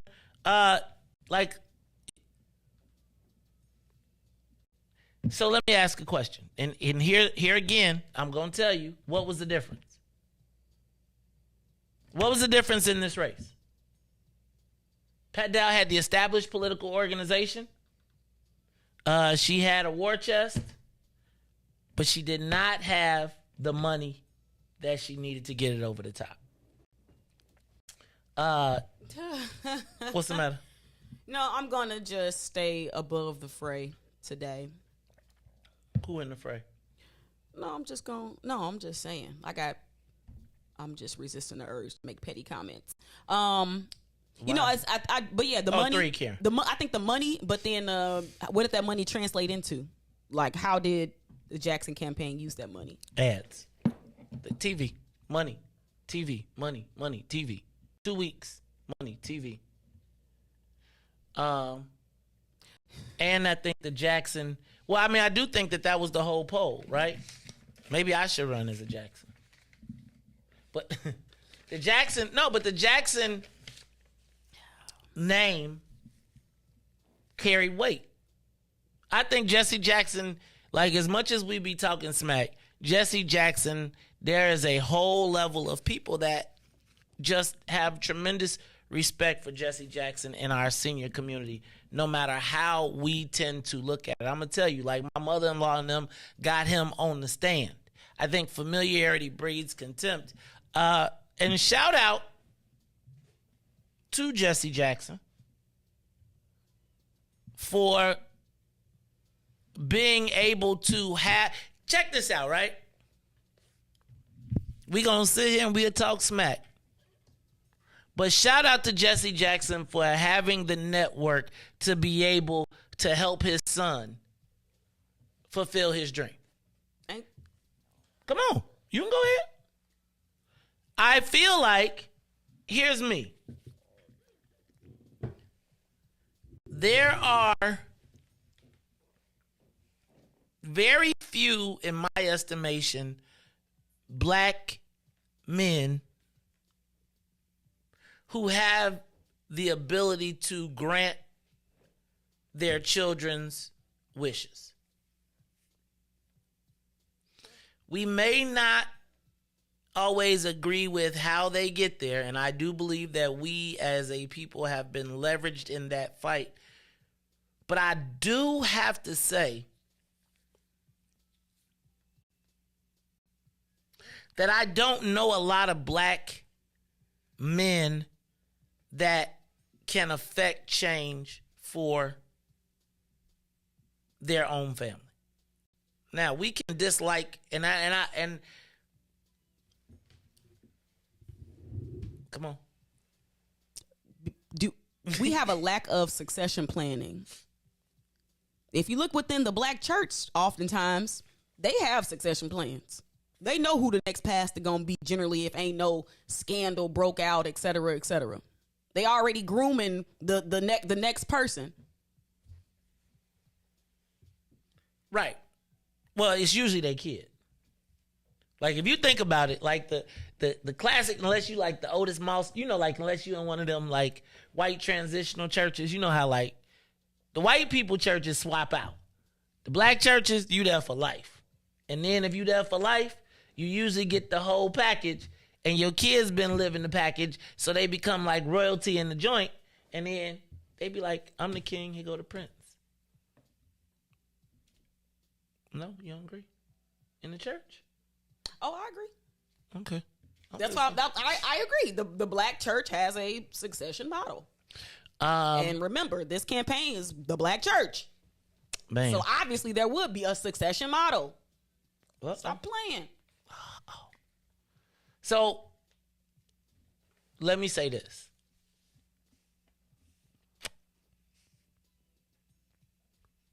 My dream in life is to be able to put my children in a position to live their dreams. If my son came to me and said, Dad, I want to be a painter,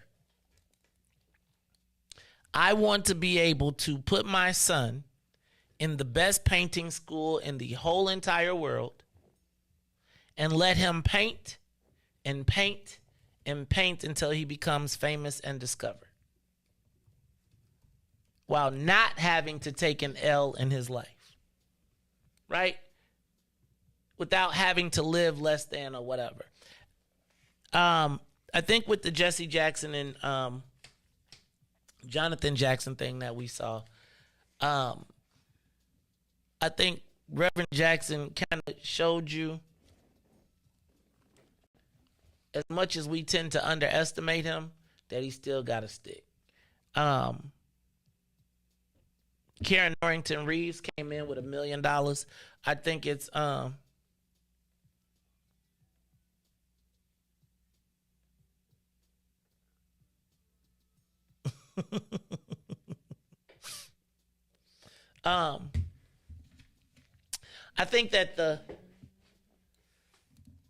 think that we've got to figure out what is our way forward. I mean, I think, and honestly, Jonathan came here and he told us, about the Constitution. So he agreed with a lot of our platform, but he also got the progressive vote, right? He got the Chewies and the Bernie Sanders and all of those things. And I'm starting to think like the win is not going to be in our community. I don't know that we can finance our own winners. I don't. I don't know that we have the interest to finance our own winners. And if we don't have the ability to finance our and if you take the money but you don't kiss the ass, then the money becomes an anchor, not a help.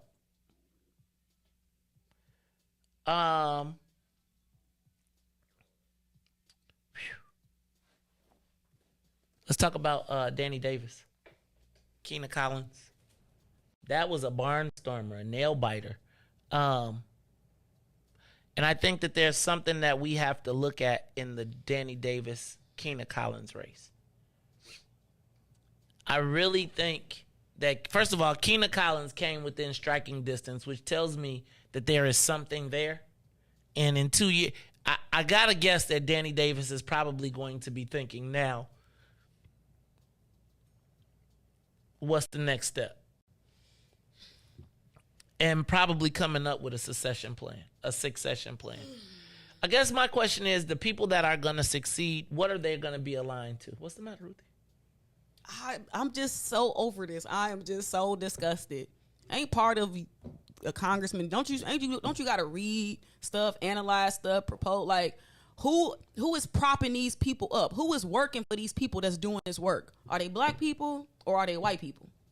Like, who's actually doing Danny Davis's job in Congress? Who reading the stuff and analyzing the stuff for him? He got black people. It's black people? Mm-hmm. Okay. Yeah, no, I'll tell you what. Danny Davis does have a black staff, like straight up black staff. So does Bobby Rush. The challenge becomes how much of a threat can you be? So I think when you see what's happening with Danny Davis and Nancy Pelosi, first of all, the fact that Nancy Pelosi and Joe Biden had to endorse in that says that there's a challenge there already. I guess my question but again, Danny Davis aligned with who? Progressives. No, I mean, like, he endorsed that word. I'm just telling you, though. But here's what he's getting out-progressed by the progressives, because Keena Collins was with the squad who think they the real progressives. Or they socialists. I don't even know the difference. You could be whatever you want to be in this political game. And you could change it when you want to. Look at what is the man's name whose family wrote the letter against him when he came out against Trump, and he was on the January 6th commission, one of the Republicans, he was getting the death threats. And what happened? I just cannot recall his name. I think he's from Illinois. His family wrote... Adam Kinzinger. You can be whatever you want to be till you don't want to be it no more. And when you think it's time to jump off the train, you jump off the train and you hop onto the other side. So literally all these labels and titles, like, it don't mean nothing. All this stuff is an illusion. That's why I'm like, go Keena Collins, go. Because the illusion of having the deference, the illusion of having the quote unquote respect for your elders, like, we got to throw some of that quote unquote tradition out the window. It's hurting us. I promise you, I'm starting to get there. It's hurting us. I'm starting to get there. Like, how do you kill your future? Like, how do you, as an elder, participate in the killing of our future and you about to tap out? Like, you got to understand, for me to wake up and see that man standing up there next to dude. It hurts. And it's like, wait, we grew up in reverence and deference to you. And then when you have the opportunity, you side with them. But then, and I'm not tripping on Danny Davis, like his staff or any of that, because I know them and they have. I am, because what happens? What happens when Father Time come on? It's gonna be like Ruth Bader Ginsburg. Come on. It's going to be like Ruth Bader Ginsburg, where we hold up in reverence, and now look, we ain't got nobody. And then the spot, like, so we stayed there, everybody like they running around talking about RBG, but it was selfish. She was selfish. She enjoyed all of the props of being the person. Because people want to lay in state. I'm sorry. Everybody can't lay in state. Everybody can't lay in state. It's messing us up. Let's take a quick break. When we come back, it's the Maze Jackson Show. The Maze Jackson Show will be back after this break. Maze Jackson. Uh-oh, what's in it for the black people? I want to know, is there an offensive black people list? Who manages it, and do black people have to honor it? Maze. You're Uncle Tom. That's why you're an offensive. And the reason why you're Uncle Tom is the real story of Uncle Tom. How he worked for his freedom, and then the slave master reneged on him and wouldn't let him get his freedom. So you know what he did? He left. You're messing with the church's money. You were smart enough to work your way off, so you offended the white folks, and then you offended the black folks because your ass left, and because they wouldn't. And who manages the left is both black folks and white folks, and if you see in that situation, the black folks is just as bad as the white slave owner that Uncle Tom left. What happens if you say that and someone gets offended? You ran off the plantation, brother. That's why you're offended. That's all I got, bro. Keep being offensive. Thank you. Maze Jackson. Today, the Biden administration is releasing what it calls a new strategy to fight domestic terrorism. Following a 100-day review, federal officials are now laying out a new plan hoping to deter, detect, and prosecute domestic terror. They went to the Capitol waving their flags and looking for smoke. He was out there looking for justice. They was over there looking for votes. Ashley Babbitt was with him and told all the people that nothing could stop us. She climbed through the Capitol window, breached security, and called a shot, bro. The media say she a veteran. They paint the picture to make her look greater, but she disrespected the same country that she served. That makes her a traitor. They was fighting police, resisting arrest. On God, I couldn't believe it. I guess blue lives only tend to really matter when it's convenient. Hey, these are the times we witness in history, all because they didn't get a victory. United States is so contradictory. We get equal rights, that's a mystery. Politicians, they more like magicians. You know they got tricks up their sleeve. We point out the flaws that's up in this country. You know they gonna tell us to leave.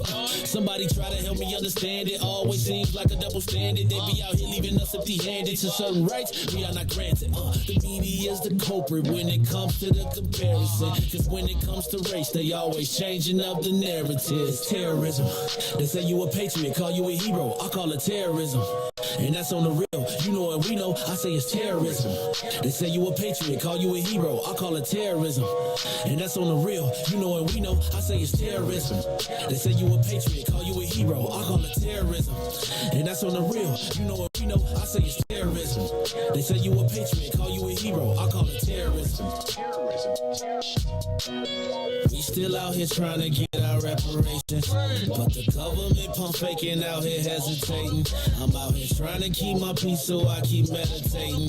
The media make us look bad, they taint our reputation. Look, it's so sad that COVID causing toe tags. You claim you so patriotic, but you ain't wearing no mask. You out here wilding with your MAGA flags and showing your ass. You wanna be part of some type of revolution so bad. Look, you talk revolution and constitutional rights, homie. I guess we forgot about back in the days when all of the business was whites only. Yeah.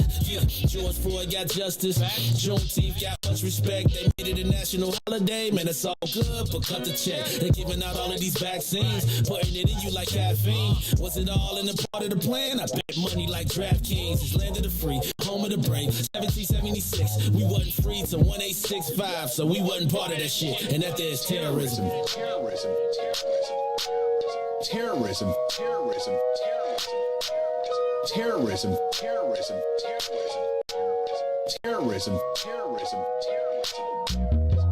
Back to the Maze Jackson Show. You are listening to the most dangerous show. This is What's in It for the Black People Radio. Maze Jackson. Maze Jackson, the most vociferous advocate for black people in the world.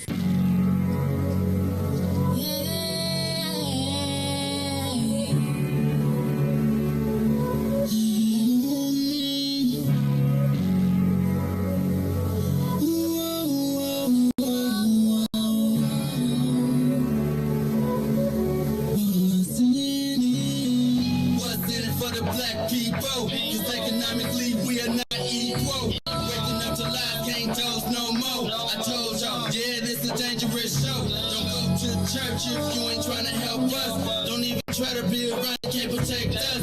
We see the lies, not other politicians. We need money and no symbolism. It's Mace and Riis and Ruthie and Ty, explaining how we all come from God, giving us tools to beat the odds. If we united, our movement gon' stop. If they ain't trying to help us, they ain't trying to do nothing. We gotta do something, we gotta stop running. It's time to confront the problem. Really, you expect you oppressed to solve wrong.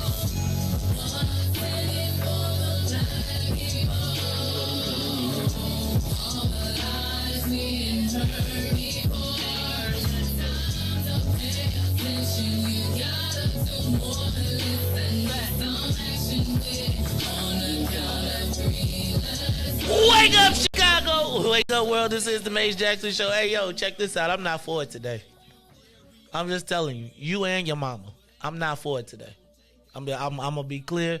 Like I said, I wasn't going to be petty. You come in my shit talking crazy today, right? I'm just letting you know, you and your mama, right? Both of y'all. And you can take them kids and go jump off. I want y'all to hold hands. I want you to grab both of them, the 23 and the 24. I want y'all to hold hands, and I want y'all to find a cliff, and I want y'all to hold hands, run, and jump. Don't play with me today. Do not play with me today. You come over here with the disrespect, and look, check this out, right? So some of us in the chat today was quietly working with the ops, and I'm cool. I understand the game. And I'm all right with that, right? Like, I understand the game. But you definitely not finna come over here and be disrespected. You not disrespected. It's not happening, famo. It's not happening. You can call it what you want. Go post somewhere. He blocked me. He kicked me off. You're not coming over here disrespecting us today. It's just not happening. So you can tell you and your mommy or your mama or whatever the hell your name is, fuck on. Got it? Fuck on. It's after 8, right? No Saints. It's the Mace Jackson Show.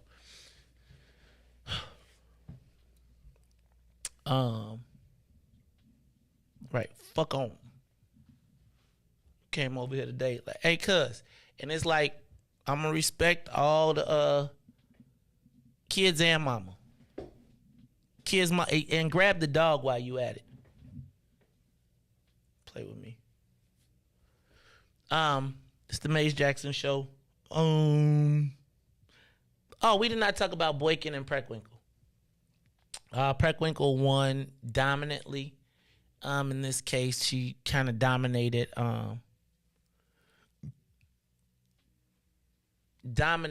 Richard Boykin in this case. And you know, Ruthie, I have come to the recognition that the Cook County Democratic Party is no longer, it is a progressive organization now. I know you don't like that word. But it is officially, I think we got a lot of committeemen walking around, and it's an elected position. But it is not the committeemen of the old, i.e. you are responsible for turning out your vote. You essentially now, I'm going to tell you after today, if you are black and you are in the Cook County Democratic Party, you are probably getting ready to be socialized. Yeah, I think the party is going to become socialist. So when Bernie Sanders was running in the Democratic primary, I vividly recall how far left he was considered to be. And that's how Hillary was able to defeat him. Oh, he's so far left. But then I slowly started to see them same policies creeping into the regular schmegular Democratic agenda. And now if you look at the Democratic agenda, it looks very much so like Bernie Sanders' radical, quote unquote, socialist agenda. So, Maze, I 100% agree with you. Mm-hmm. Thank you. So, gotta ask you. I don't know where we fit anymore. And so I want to talk about black succession. Ruthie, we were talking about it a little bit, but black transitions. I want to jump on this Kina Collins thing because I do think it deserves a little bit more breakdown. Now, I'm going to agree with Patrick Brutus and say that if turnout was greater, Danny Davis would have probably increased his margins. But I also think that Kina Collins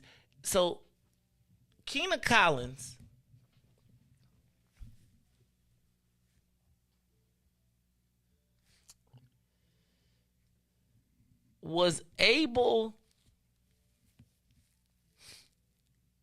Let me back up. Kina Collins got a lot of money and a lot of outside support. Because here at home, I think we would have kind of laughed at her. Honestly. I don't think that she was taken seriously by people in Chicago, but the people in D.C., the squad, took a full-on interest in her and propelled her to within a few points of a congressional seat. And I got to be honest with you. When I saw how she was being funded, it was a problem because I don't know that the squad really looks out for our interests. But I cannot knock her for not. I've been a proponent of waiting your time and all things in due time. But if there is no infrastructure for you to participate in, and I think, Ruthie, to wait your turn is an extension of that conversation that we were talking about last week, where I did say I think the wait your turn is in the event that there is a turn, that there is a process, that there is a tangible or a way forward that you can see. And what I can honestly tell you is I don't necessarily see a way forward for conscious black people in the party right now. And I don't see a way forward for black thinking people. And I say that because, again, if I think about, so I am enamored with the whole Kina Collins concept. But then my question becomes, because remember when we asked about the undocumented immigrant stuff? When she was, and they was like, we can't answer that because of my supporters. Mm-hmm. Right? It becomes, are we just changing because we mad at dude? And then are we going to find ourselves with someone who is telling us that immigration, because again, it's one of two ways this money thing work. And I'm going to tell you, I seen it. It's either they give you the money and then you just bow down to everything, or they give you the money and they let you flout. Then they pull the resources and be like, well, we helped you, but. And so now my question becomes, and this is not any shade to Kina Collins. My question becomes in this race is, will she be the best candidate, or is she just not Danny Davis? Just not Danny Davis. And let me ask you, so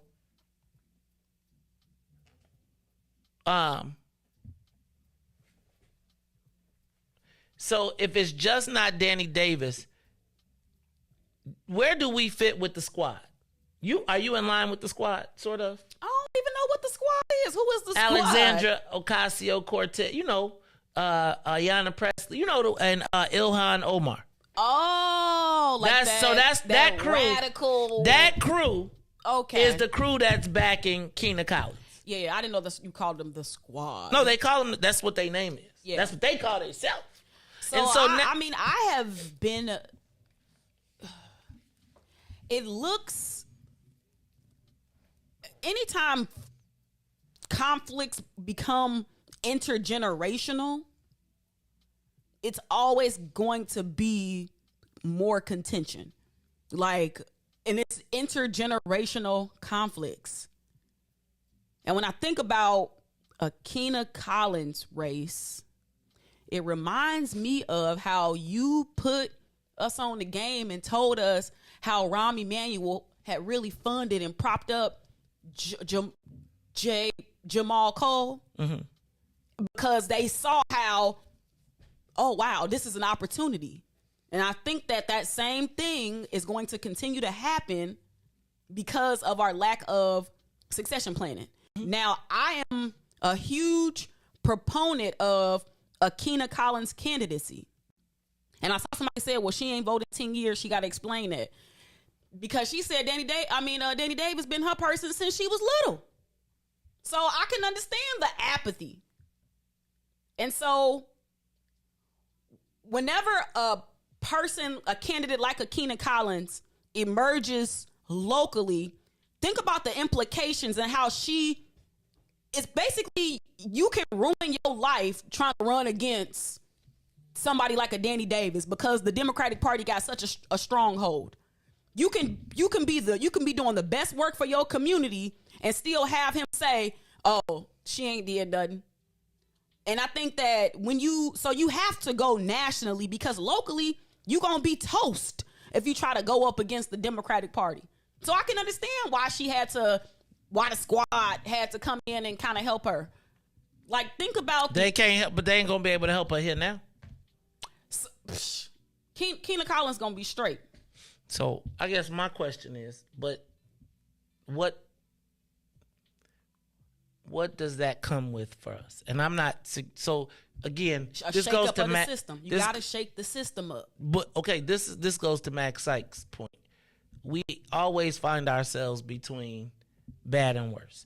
I got to be honest with you. When I listen to Ilhan Omar, Ayanna Pressley, and Alexandra Ocasio-Cortez, I be like, make it stop.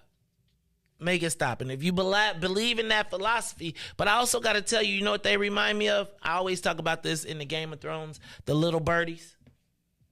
And what the Democratic Party has done, and this is why we got Jamal Greens and Jamal Coles and Mays Jacksons and all of these places, is because realistically, Ruthie, there has not been a path forward. When you saw my man tell me, he was like, hey, Mays, shouldn't we be looking up to people like you? Not just a path. See, it's different. There is a difference between, let me calm down.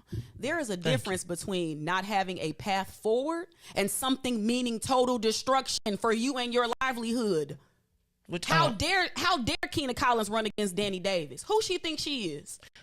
Who she thinks she is? She disrespectful. She don't know deference. She ain't did nothing for her community.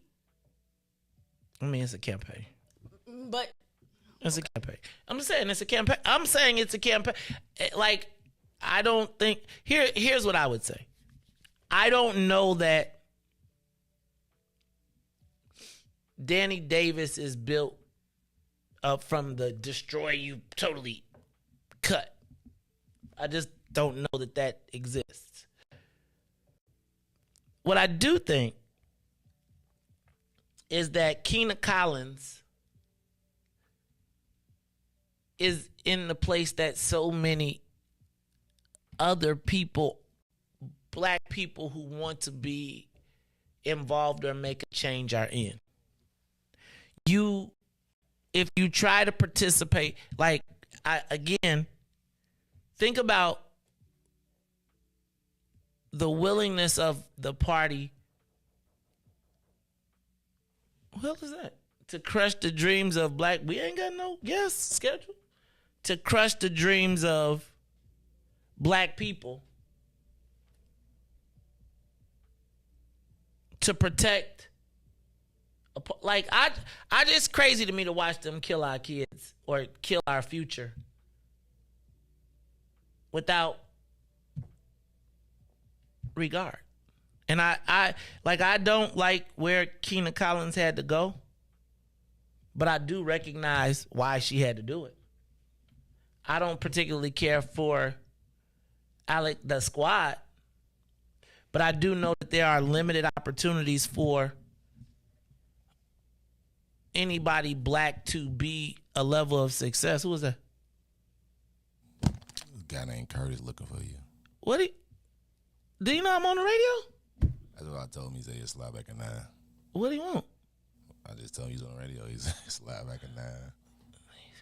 He said he needed 10 minutes of your time. I said, you know, he on the air. He said, oh, okay, I'll come back at 9. I mean, is that him knocking at the door again? I don't know. I could look. Yeah, somebody at the door. No respect. I feel like Rodney Dangerfield. I get no respect. Anyway, it's the Maze Jackson Show. Ruthie, how do we get a succession plan?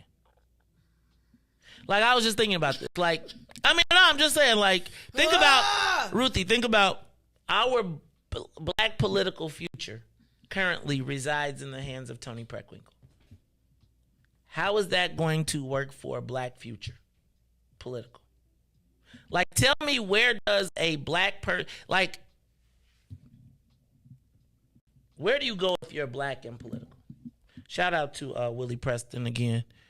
Shout out to Willie Preston. He went to the 18th Ward and got it done.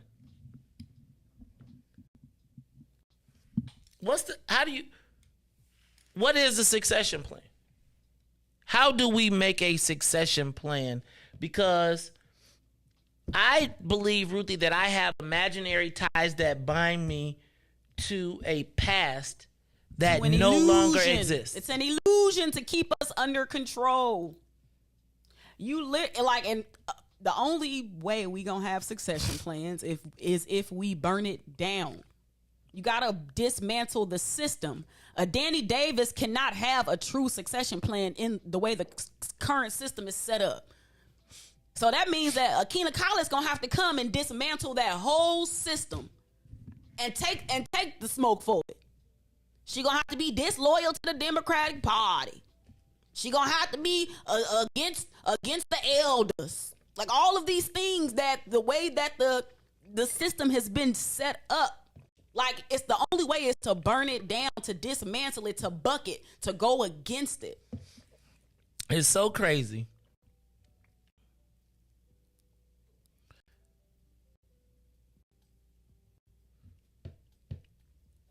To watch.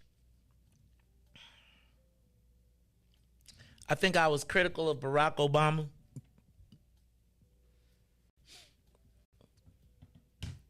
And he said, I'm going to go around you ninjas. Think about if Barack Obama would have been captured by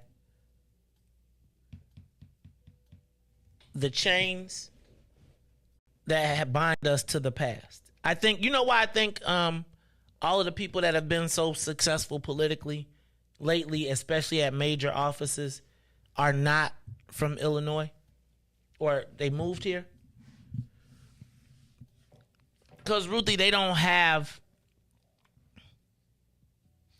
I don't even want to call it a fear factor, but I do feel like there is that is exactly the imaginary chains that bind our minds to make us loyal to this democratic system, that if you go against it, there will be consequences. That's why we ain't got no succession plan. And I guess my question is, like, why is it only the black people, though? Because Illinois has figured. I mean, just think about it, though. The only people that get punished for that, or for having aspirations. Maze, it's the same way you said I recently just got off of that thought process. Because it's ingrained into the system. It's the way that it's supposed to work. It's deference.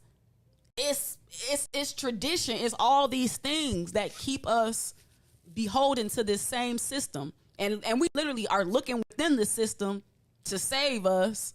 But if we literally don't have true succession plans, like true ones, not just, like true ones, then we can pretty much rest assured that we gonna keep starting over. That's what we keep having to do. We keep starting over, and we starting from behind.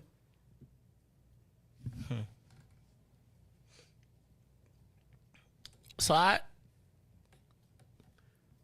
think I'm declaring myself liberated from boss. Like the boss mentality. Like I feel like I think it's a series of warlords.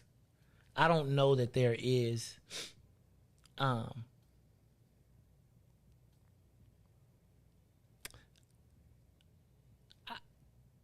I don't know that I need a real paradigm shift. I need some time with myself to actually, how do you say, realign my thinking. I need to be like, what's that they call when they take you to the place and they deprogram you? Like I need to reprogram because Ruthie, we are like, I do feel like there are people that are willing to take, like Egyptian pharaohs, and they buried everything with them. Mm-hmm. I feel like there are people that are willing to bury everything with them and leave nothing behind, and be like they'll build a monument on top of the ground, but take all the treasure underground and bury it with them, and we be running around like he was a great man, but we still hungry. Look, it's the Maze Jackson Show. Go to the live. State. That's the real thing. Like, do you know that? I'm pretty sure some elected officials that have been elected for so long literally have visions about themselves laying in state, and they look at that as the highest honor. That has to be it. What else is it? Like, they dream about what their ceremony's gonna look like. Like, do you get extra money for dying in office than you would get if you retire? Do your family get some extra? Damn, you going hard, ain't you? That's a question. That's what I'm asking. Ruthie going hard. I'm asking. I Is it a know thing? too, They Ruthie. gonna write us a letter. Well, but you can say that, right? That's like, that is a legitimate question. Right. I'm asking. So, like, if you in office, she's like if you're in office and you die, do you get more money No. or like? Okay. You got a pension. You just get the and lay like in your state. pension. Okay. But again, so if everywhere you go, everybody honors you and be like you the greatest thing, and they tell you how great you are. What? I'm trying to tell you, it's about laying in state. That is like the highest, like that is the precipice of my service. So I think Lucretia,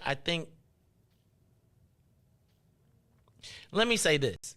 I don't think that now Danny Davis is probably not going to hire. I would say you hire that person, you get them in staff.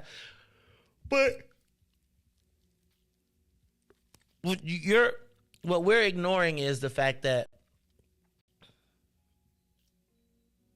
you can't hire the person and put them over the people, because the other people going to be like, hold on, how you get ahead of us? Right? So we got to kind of start. I just think like there needs to be a conversation about everybody. Let me back up. And here's the challenge that we have. Can I point something out to y'all that I didn't do before? Let me show you who the voters are. Let me do this real quick one more time. Let me find it. So, 58,000 of the 200,000 of the 300,000 people were 55 to 64. They're going to vote for Danny Davis. 65 to 74, 62,000. They're going to vote for Danny Davis. 75 plus years, they're going to vote for Danny Davis.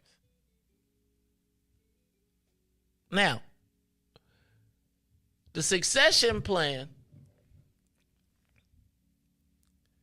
I almost feel like we got to tell them what the succession plan is instead of letting them, like we waiting on a will and testament. We need to give them a testament and say, this is our will. Look, It's the Maze Jackson Show. Caller, you on the Maze Jackson Show. What you got for me? Yeah, good morning. Good morning. I see. Hello. Good morning. What's up, caller? I see the three top tickets for the three places: governor, secretary of state, and assessors. They all make big moves, and all Democrats got the white boys. 3 white boys in the 3 slots. Again, that was one thing I noticed. The other thing is, I believe that it was a race to lose if the counter was 45th or 46th at Gold Coast was the South Suburbs. If they don't come out, that was a formula that was there. It was there for the taking, but they didn't. I believe what you said, they didn't come out. The other thing is, the media has always been able to manipulate black folks, mainstream media, and maybe on the other end of the state style, them too, but mainstream. Because I didn't like the assessors. They had a debate, and Schultz stuck his 2 cents in by asking 2 questions about you. It should have been the best between them two. The moderator should not be bringing in issues.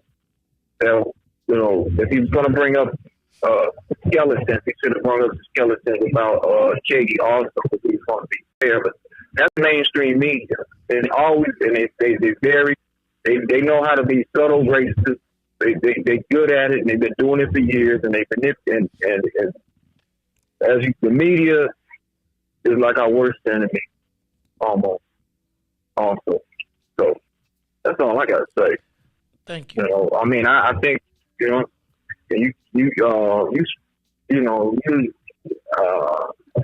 in the game, man. Y'all. Thank you, brother. I appreciate it. This is the Mace Jackson Show. Let's take a quick break. When we come back, I got a couple things I want to talk about, and then we're going to let Ruthie snap out. No, I'm just joking. It's the Mace Jackson Show. We'll be back after these messages. The Maze Jackson Show. We'll be back after this break. Hey, Chicagoland, all roads lead to Solo Beauty Supply, the largest black-owned beauty supply in Chicago. We carry a large selection of natural hair care products, plus much more. So come see us at one of our 2 locations, located at 9011 South Ashland or 8158 South Cottage Grove.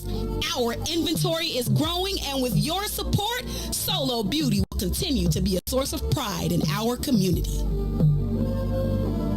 Introducing your trusted source for high-quality black emojis, better known as Blackmoji. We believe black is beautiful, and that beauty should be reflected in the digital market. Now there is an app that does just that, starting with Black Greek letter organizations. Blackmoji D9 offers more than an emoji app. It is a cultural experience of black excellence. Download the app in the Apple or Google Play Store to access a specially curated catalog of emojis representing the Divine Nine. Use the emojis to celebrate Black Greek events, acknowledge current events, support social causes, and learn about esteemed Black Greek members who blaze the trail of Black history. A portion of every subscription goes toward a scholarship fund specifically for members of Black Greek letter organizations to help keep the legacy alive. Download the Blackmoji app today. And now, traffic and weather. Why money ain't free? Why can't you just give it? Good morning. What's in it for the Black People Media family? The time is now 8:36 a.m. And I'm Riis the Ruler with your Chicagoland area traffic and weather report. On the Kennedy O'Hare to the Loop is now 43 minutes outbound to O'Hare is 28. On the Edens, Deerfield to Exchange will be 52 minutes. Exchange to Deerfield will be 37. On the Eisenhower, Thorndale to the Loop will be 45 minutes. 33 minutes to Thorndale. Stevenson from I-355 to the Dan Ryan will be 43 minutes outbound, 37. On the Bishop Ford is 38 minutes. I-80 to the Dan Ryan, 33 minutes to I-80. The day in Ryan is now 21 minutes to the loop, 12 minutes to 95th. On DuSable Drive South, 55th to Jackson will be 13 minutes. Jackson to 55th will be 8, and it's still 8 minutes north. Today's weather, it is currently 75 and partly cloudy. Today will be a high of 84 with a low of 68. I'm Riis the Ruler. Happy Wednesday. It's the Maze Jackson Show.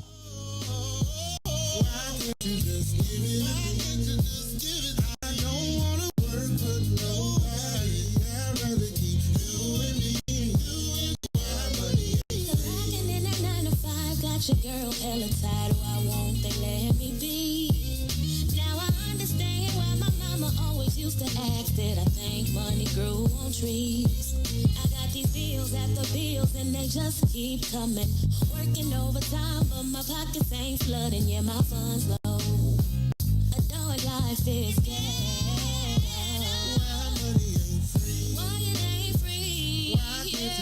You are listening to the Maze Jackson Show. I see you watching too. We got a lot of people tuned in today. They is like, let me tell y'all, I'm here. I'm gonna tell y'all so I understand, Femo. Like, I think that probably some people in the Twitter sphere, somebody in the political, it's people in the political world that probably are like, man, we got him. Is he gonna get up in the morning? First of all, I'm sure that the president is somewhere shaking hands, buying coffee, and thanking the 190,000 people that voted for her. I was born and have fought, lasted, and will never be broken. Now, I must tell you, yesterday was eye-opening, and I got to tell you, I have to go back to my premise that there is no Calvary. There is no Calvary. And I got to honestly tell you, I'm not sure if I need to keep trying to be universal black, right? Like, my thing is I'm always trying to be like, okay, how can we all? And I'm trying to decide, is that really the thing, or is it that we build a black political organization and we make that organization powerful, and you get with it, then you get with it. If you're not, you're not. Because I do think, Ruthie, that there is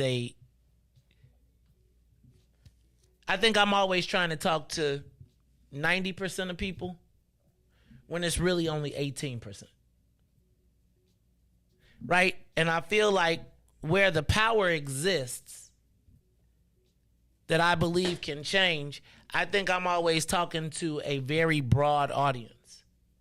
Because I'm always trying to, Ruthie, if you pay attention, I'm always trying to include people. I'm always trying to say, hey, man, you could get involved. Why don't you? Here's an opportunity. Why don't you? Right? And as compared to trying to be inclusive, start being exclusive and making there be a value to being a part of what we're doing. Because this collective black thing,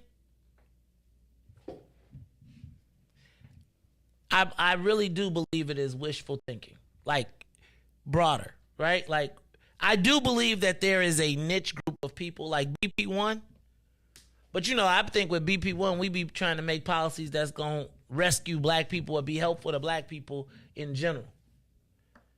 And it hasn't been about the acquisition of power. It's been about it's been altruistic, i.e., we want to help everybody. But if everybody don't want to be helped, if you don't see a problem, why am I trying to make you see a problem? Like, and they say, I don't dance when ain't no music. If you cool being down, why am I, if nobody thinks it's a problem for us to not participate, why am I the one that then puts myself in a position to take the L and everybody else like, I ain't mad. I'm cool. I could go to the dispensary. Right? Like, The fact that these things aren't even questions that we talk about every day, aren't even in the stratosphere. Like, why am I running up this hill that y'all don't care about? Not y'all, but people don't really care. Like, I look at cannabis and I be like, man, we don't got none. I'm the bad guy. If we're in the middle of a ward map, like if we are looking at our neighborhoods and who owns them, it's generally not us. But if we cool, like my thing is I don't need, like I could stay just straight. Like I could just be like, what problems? Life is good. I'm straight. And I feel like my love or concern for others is I'm about to go to the maze mode. To the Riis mode. Mind your business. That ain't got nothing to do with me. When somebody call and be like, hey, Joe, that ain't got nothing to do with me, dog. I'm sorry. Well, why?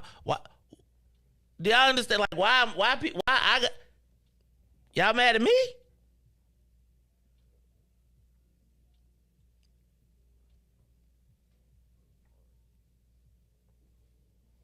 So, I am, I don't know, let me not say I don't know black first, but I do think that I don't know that we can be politically successful only black. I think we in our little group will be thinking we're successful, but I think it's like, again, I think we be like, come on, y'all. And everybody be like, we straight over here.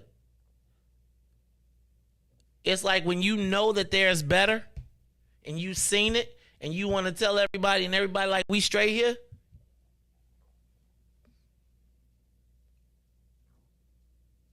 What is our transition plan?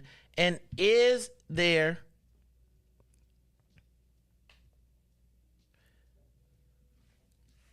like, I don't know that we're hurting bad enough yet. I really don't. I don't know that. And maybe that is the problem. Maybe like I've seen too much to be like, they could be better than this. But I feel like maybe we are down so bad that we think we coming up. Why you make that face? Because it's people that eat off this. And I honestly don't expect people who eating to starve themselves. I have been starving myself. But everybody ain't willing to do that. Exactly. And I cannot expect people to bite the hand that feeds them. The system is designed this way to get a few black people, to prop them up, to give them a decent life, give them a decent living, and they are the gatekeepers. Because people are out here hurting.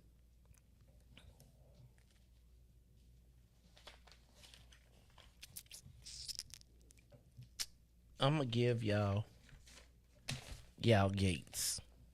I'm going to give y'all gatekeepers. This premise of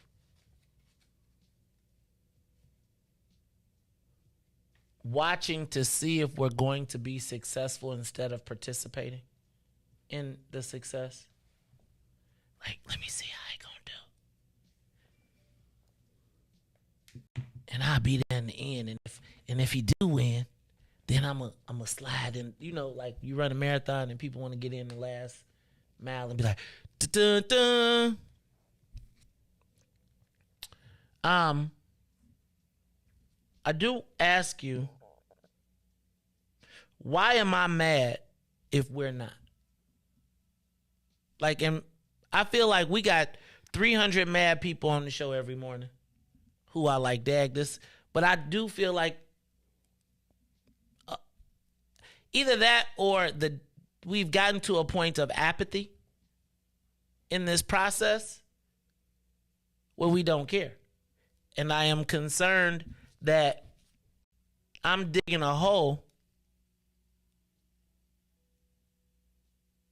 and I'll be digging this hole forever, but it's going to be my hole. And then when they come, it's just going to be easy to push dirt over it while I'm in it. And I just wonder, is this fight for blackness really worthwhile? I mean, we've been having these same arguments, these same fights, this same. What? No, I agree, but I think the action behind it was vastly different from what I've ever seen in my life. Break that down. BP won.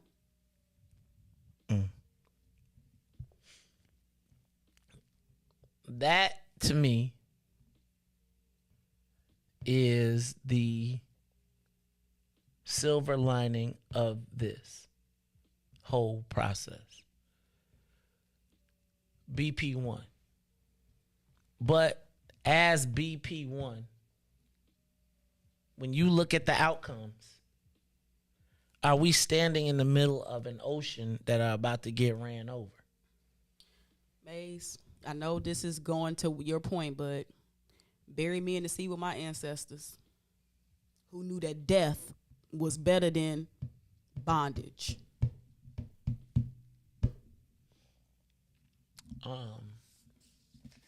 And that, my sister, is a premise.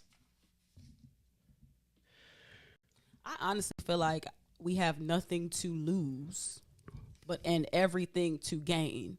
And in the path to that is going to be wins and it's going to be losses. But clearly the first step is a unity in some form or fashion. Everything go back to money. But even after we got all the money in the world, black people, we still talking about we need unity. BP1 is that unity.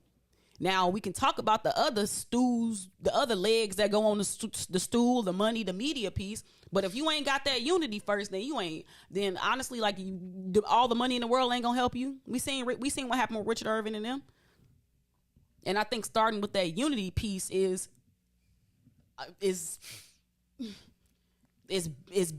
really that's the key.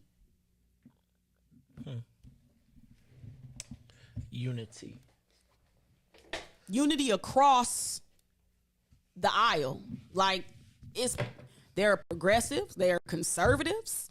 Like, that level of unity is needed because that's how they divide us. And really, like, if you think about we've identified the problem, go get your cousins. So the Stacey Abrams approach is the strategy. Now you got the unity piece. Now the singular, like you call it a single issue voter. I say it's singularly focused. Okay, now are you a deputy registrar? You know how we had our clipboards. Mm-hmm. Okay, you got your clipboard with your deputy with your voter registration paper on it. I think that's a simple, easy shift. They did it in Georgia against a whole lot. I mean, they threw some money in trying to get them to stop that one. So that's why I say, like, money, yeah, I get it, but you can't knock people power. I don't knock people power. I have a lot less faith in it than money power. And I think, like, even with the what Stacey Abrams did in Georgia, it was part of a white progressive movement that was put in front of us to flip Georgia, and Stacey still lost. Now we know she's coming back around, and that'll be a race. But I don't want us to get lost on the fact that the Stacey Abrams situation was not organic. It was Democrats taking advantage of and having a black person to say, let me be the point person to take this tip. I'm cool with it, but I do want to be clear that Stacey Abrams and her movement and her initiative was financed by white liberals who, again, think about it. She said she was anti-abortion because of how she grew up, and they made her flip. I'm not bugging out, and I'm saying I'm just simply talking about the process. That's simply what I'm talking about. I don't care about the liberal money. I ain't talking about none of that right now. All I'm talking about is the group of people that I seen with my own eyes with their clipboards getting them thousands of signatures. You can't tell me that same group of people can't go register 50,000 people to vote. I'm just throwing that number out there. But you can't tell me that because I seen it with my own eyes in the cold. So I don't care what you say, Maze. I seen it. I saw it. I saw it. You saw it. How much them people go? How much did them people get paid to do that? Nothing. Can I tell you the other thing that was crazy yesterday? When I said go load up the car. And it was all women. And I had to stop. And it was all women, and it was all women almost all over 50. In the fight. I was thinking about Uncle Rosie and Burma James and Linda and everybody who was there yesterday. Y'all, people rolled out with canes, slow, fast, taking polling places, going out, passing out the BP1 palm card, doing everything that they could. And I looked around and I said, what generation is this? This is they getting re-engaged in the fight. I'm grateful we got Jasmine and her crew starting to come in. But y'all, it's real type of stuff going on out here. And I just think we gotta. I'm not gonna say, like, I just feel like I'm gonna lead a diplomacy to somebody else.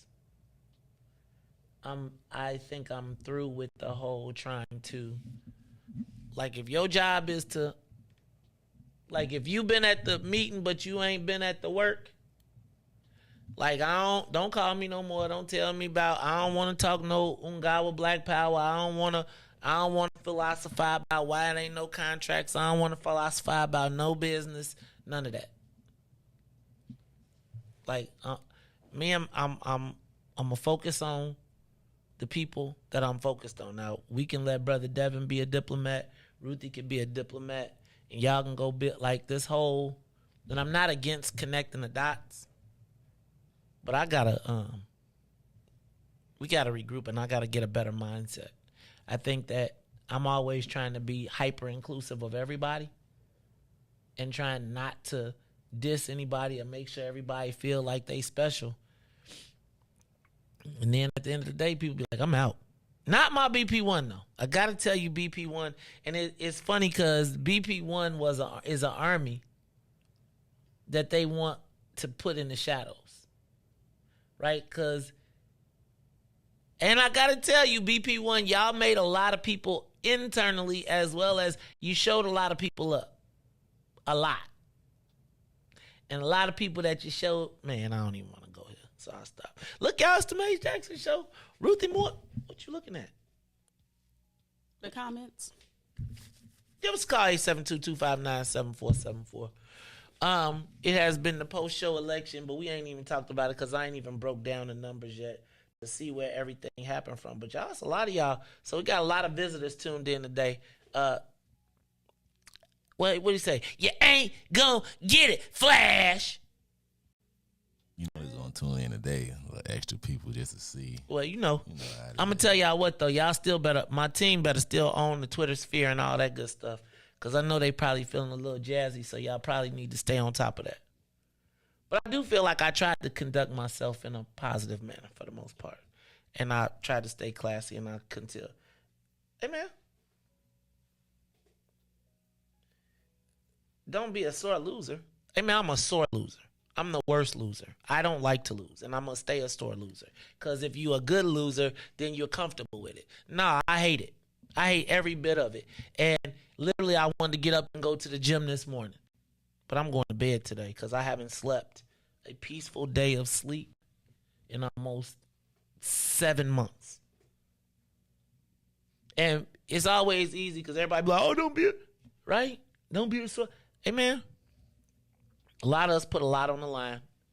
To my BP1, the only reason I probably wouldn't quit today is because of BP1. right? You know, I just was doing some math. I was thinking about all the people.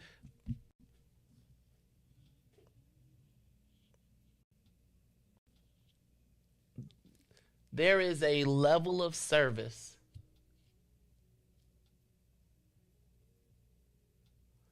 to my people that I hope one day I do not feel obligated to. What you mean? I hope that there is a day that I could look across the room and be like, that ain't my problem. Oh. I want to be able to. What? I do. That's I want to. funny. No, that's funny. Let me tell you why that's funny. Why is that funny? That's funny because you are an advocate of people, and in order to, if you're gonna turn that off, you're gonna have to put forth a conscious effort to do so. And you could take a break, but I think it's just who you are. You are just an advocate of people. Well, I gotta shrink the list of people. Right? Like, I think that's probably trying to, like, the most vociferous advocate. I'm not gonna be the most vociferous advocate. I'm taking that pressure off. And I think I'm moving back into the mode of, you know, I always be talking about I'm going to move back to political analysis as compared to letting y'all get me emotional. And so what I will say is that we'll still do our thing, but I am definitely, I have to overcompensate. I have to undercompensate for blackness. Right? Like, I have over expectations of us all the time. And I just think I got to temper my expectations. And as I temper my expectations, I will temper what I allow in my universe. You know, you could call me and ask me, Maze, can you connect me with blah, blah, blah, blah, blah, blah. And even if I don't like you, I'll do it. But if you don't value my relationships and what I can bring to the table, well, fam, it's okay. It's like everybody is looking to make a withdrawal. People talk about reciprocity. I'd be like,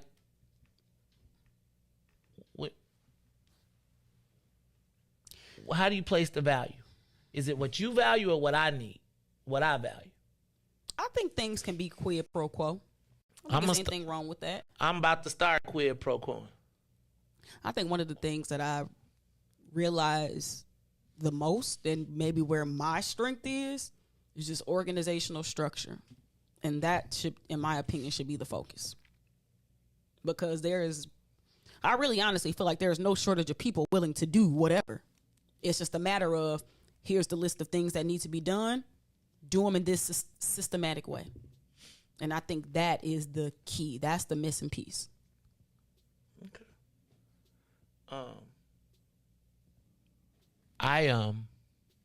I'm grateful for every person, place, or thing that I've come in contact with, because I learned something from everybody. I do. I learned a lot this campaign. But what do Mario and them be saying? The chicken ain't free no more? The chicken ain't free no more. I'm gonna have to check. Ruthie, I'm going to have to start protecting my space and my sanity and the people that I allow access to it, because I do feel like I'm in some way an empath, in that your problems become my problems. And I take them on as if they're my problems and I got my own. And then when I look around, it be Ruthie, Tennille, and BP1, my wife. And I be taking on the problems of everyone else, sacrificing my own. over the past months on the trail, seeing how you all have responded to my wife, I want to tell every single person out here that those 190,000 plus people that voted for her, thank you. I'm not speaking for her, I'm speaking for me. I woke up this morning and I do count it all joy. I knew last night, and I was telling Ruthie last night, she was like, oh, I was like, nah, Ruthie, we got to be at the station tomorrow. I said, you can have Thursday off, and you can take the rest of the week off. But you got to be here today.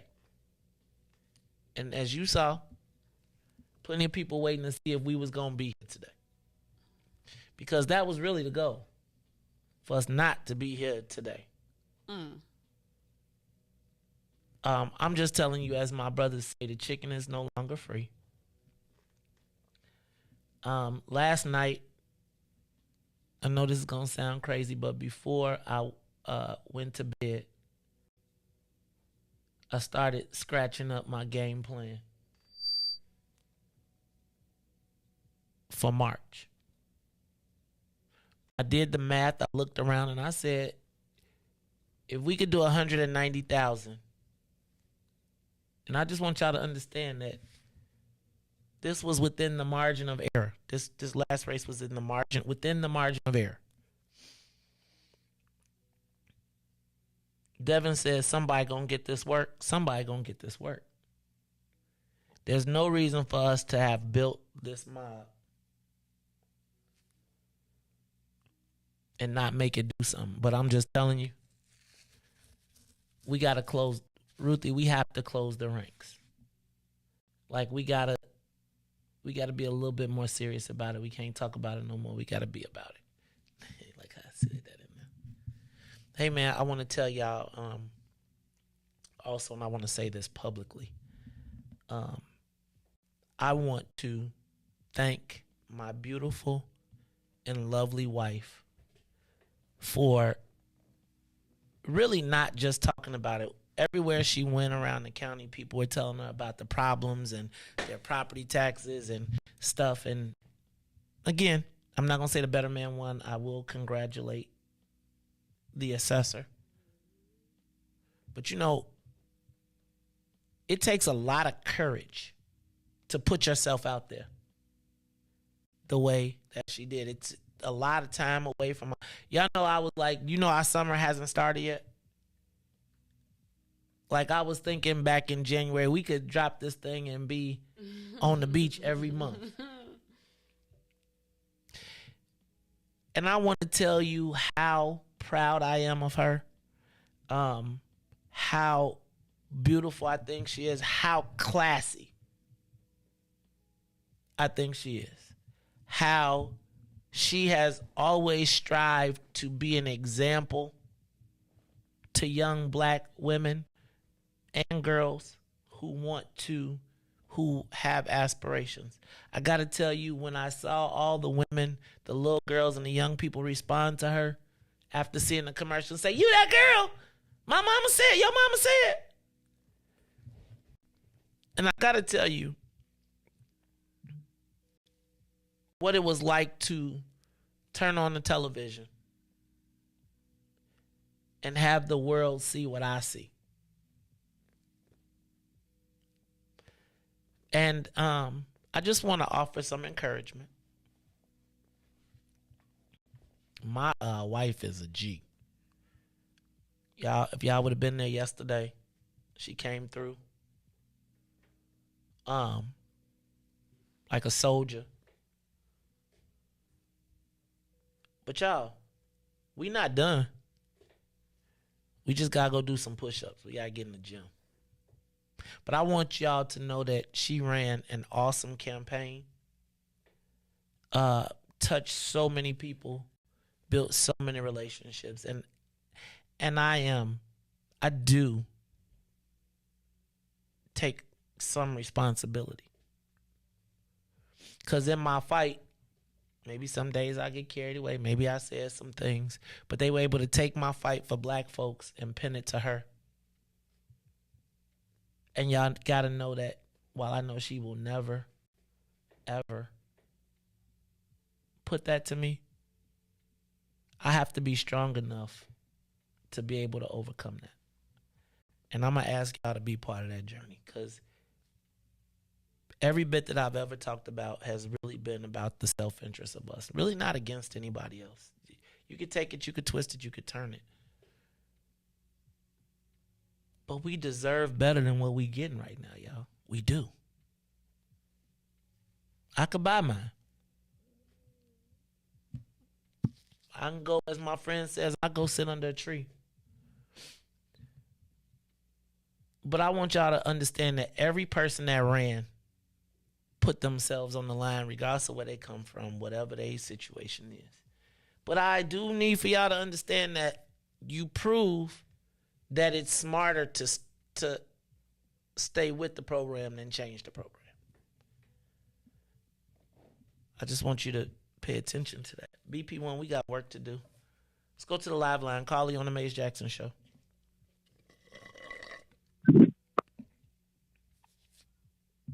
Carly? Shalom. I had to come back. I not say shalom. I had to call back. Is D1 nonpartisan or a Republican or Democrat? Man, we black people first. We ain't. Okay, that sounds great. You ain't heard us say Republican nor Democrat, bro. We black people first. No, I'm asking, bro. Like I said, I'm still down in Trump Tower, and Trump want to make the state red. I don't want y'all to take it personal, but I know all these Negroes, unconscious Negroes, be taking it personal. Everybody get their vote split. Friends. You still there? His call dropped, but we got one more. Okay, Carly on the Maze Jackson Show. Hi, this is Uncle Rosie. How are you? Uncle Rosie, we missed you yesterday, man. Next time you valet across the street and I would have took care of it. But we're going to have us a get-together this weekend. I was upset to not see y'all upstairs eating a Honey Boo Boo pizza. It was good. What's up, Uncle Rosie? And tell Burma and Linda I said hey. I will. I just want to tell you that we are preparing the lemonade. You see, the lemon we got yesterday was a learning experience. And we're going to go back and we're going to assess what happened and we're going to prove on what happened. We have not left. We've not defeated. We just gained some more information to be more effective. There are more ways than one of skinning a cat. So, look, keep the fight up and know that there's a sun looking at you. Love you guys. Love you back, man. Thank you. Hey, man, I got to tell y'all, we took an online community and turned it into a real live thing. Yesterday, this Ruthie, when everybody was eating lunch, and we was like, pack it up. Ain't no votes in here. And everybody packed up their lunches and was like, all right, where my precinct? Give me my cards and let's Carly on the Maze Jackson Show. It's the Maze Jackson Show. What's up? What's up? Greetings, Brother Maze, Sister Ruthie. This is Karima from Atlanta, Anthony D's wife. Hey, Sister Karima, how you doing?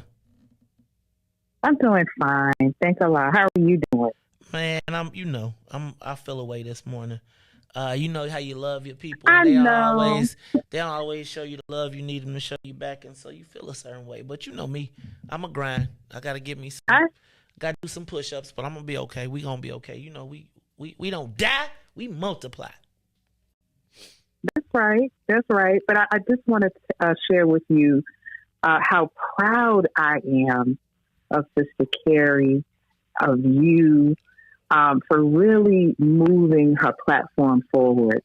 We didn't get the numbers that we were praying for, hoping for, and of course you working for.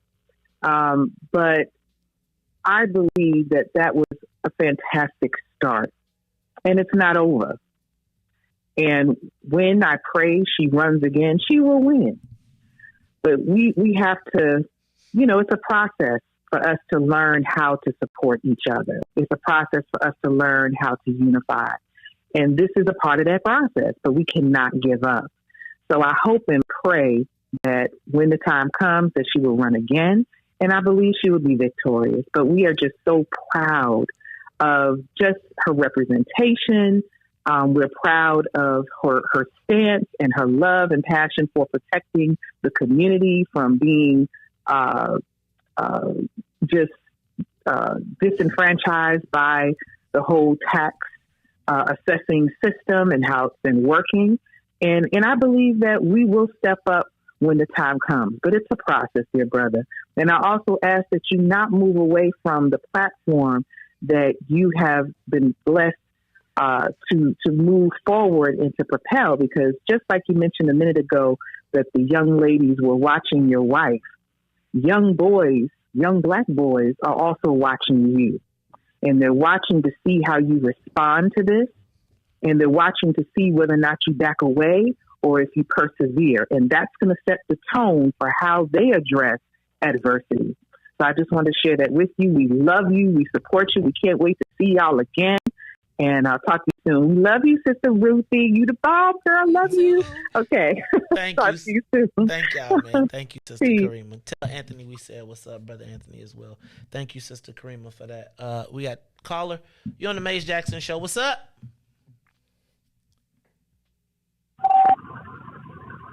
I want to comment on the topic. Yes, sir. Hello. Hey, what's up, caller? What's your name? Where you calling from? Hey, Nate, it's James. What's going on, bro? Oh, what's up, Big Slim? How you feeling, dog? I'm feeling great, man. And Nate, you should be feeling great too, brother. You went up against a system.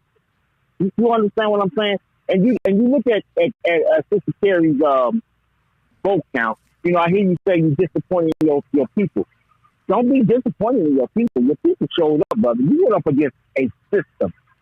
That, you know, we're not the only one that's brainwashed by this Democratic Party. You know, they got palm cards. They got people who just, you know, that machine has them.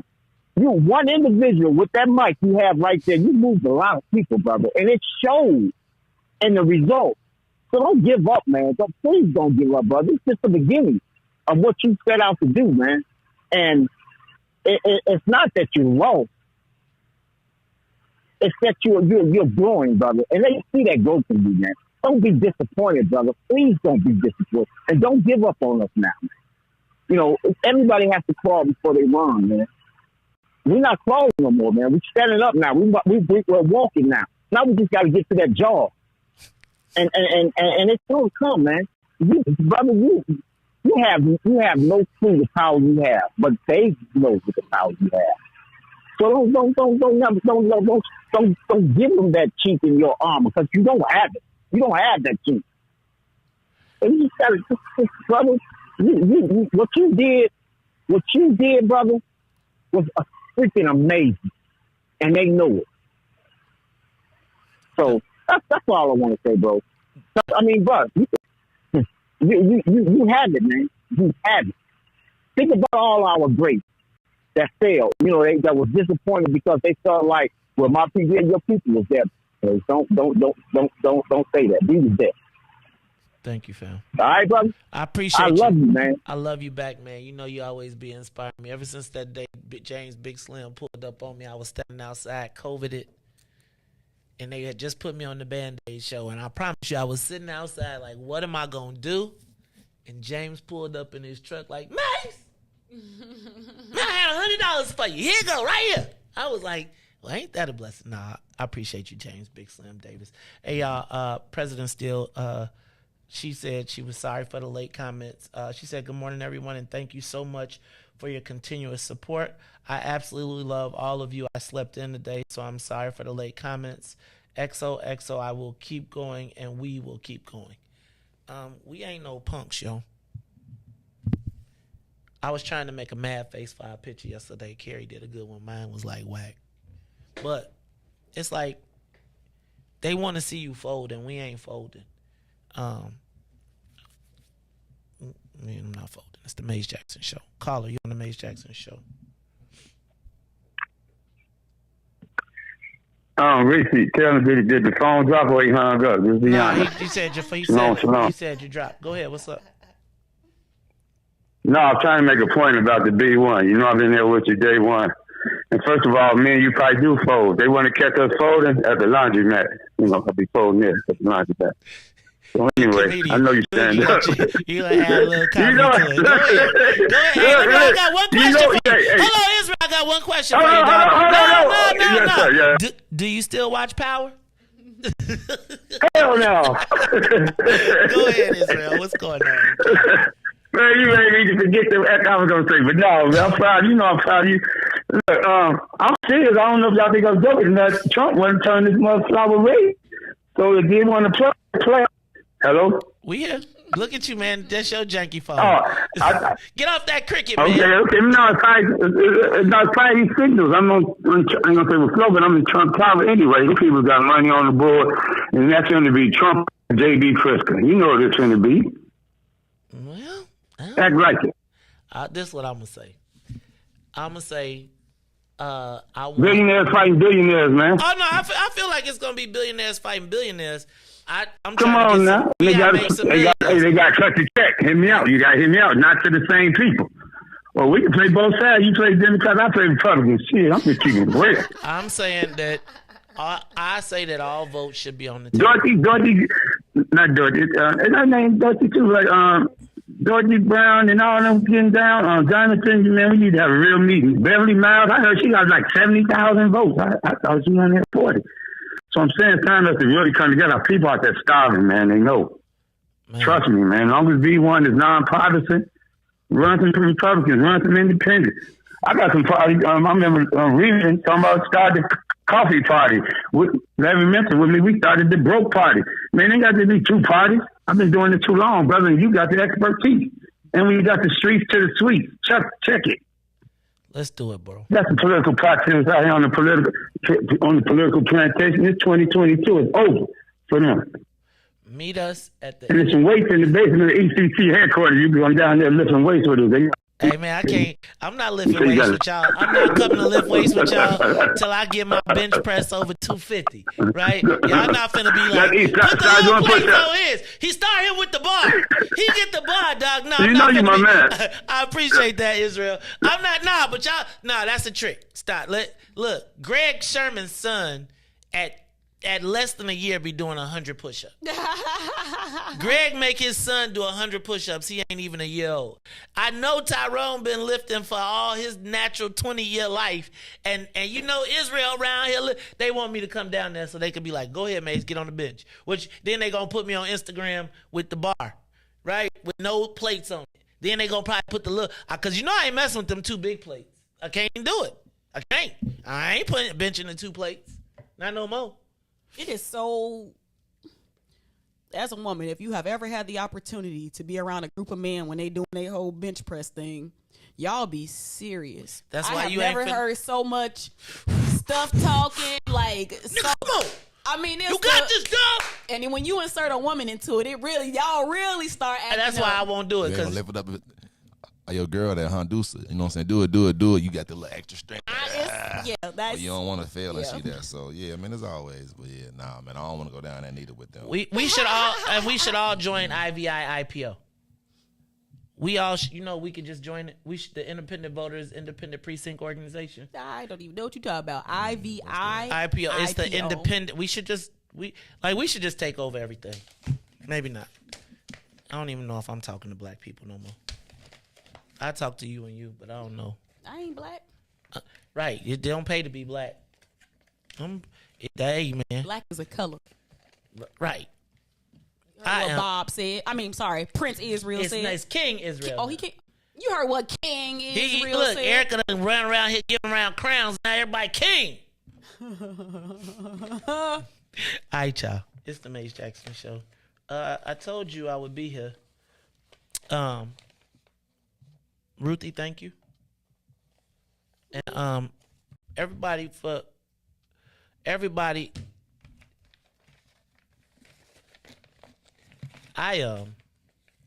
I still believe that there has to be an advantage to being black. It is. I do. I got a solution. I'll tell you about it. What's your name, Mike? But really, I think I have a solution. I really do think that it's based on infrastructure and operations. Like, I'm recognizing your strengths, your weaknesses, my own strengths, my own weaknesses. And if we can have a serious assessment of what that is, if people are just slotted correctly into their lanes, unstoppable. I just feel, okay, I'm with that. I feel like we got a lot of independent stuff. If you political, man, we need to, all the political people need to come get with us. Or we need to get with them. I don't know. But the progressives have organized, Ruthie. I know you don't like the thing.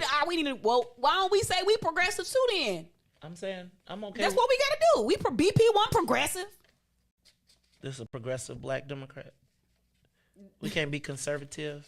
I remember, there are some conservative people apart. Like, that's the beauty of it. Next thing, if we start calling ourselves conservatives, though, then Riis Cousins gonna be at us.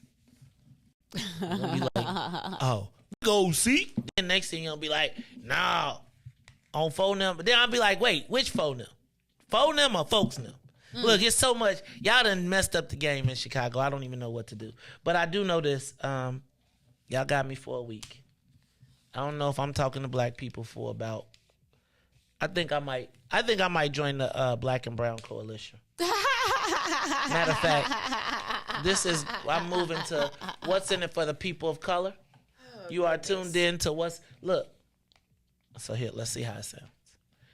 All right, Riis. My name is Maze Jackson. I am the host of the Maze Jackson. Wait, let's say. All right. So y'all, that's it. So for Maze and Riis and Ruthie, sometimes Todd, I am the host of the What's in It for the People of Color show. And if you don't like it, call the progressives. But don't tell them Maze said, because they might write a letter. Nah. Watch those stop now. Ain't gonna be no more letters. Now you can, Oh no, I'm writing letters. Oh, but my dude, I'm writing letters. Oh, I'm writing letters. Letters. I'm writing letters. Lettas. Letters. Shout out to Jonathan Jackson. Shout out to everybody who won. Maria Barlow. Just shout out to everybody on the team that won. I haven't done the calculations. How did Meredith do? Okay. That was still my friend. Hammer time. All right, y'all. It's the Maze Jackson Show. So for Maze, Riis, and Ruthie, I am the host of the What's in It for the People of Color show. And if you don't like it, you could tell them Riis said. Peace. For Ruthie Moore, for Ty Stroger, I am the host of the Maze Jackson Show, asking every single day, what's in it for the black people?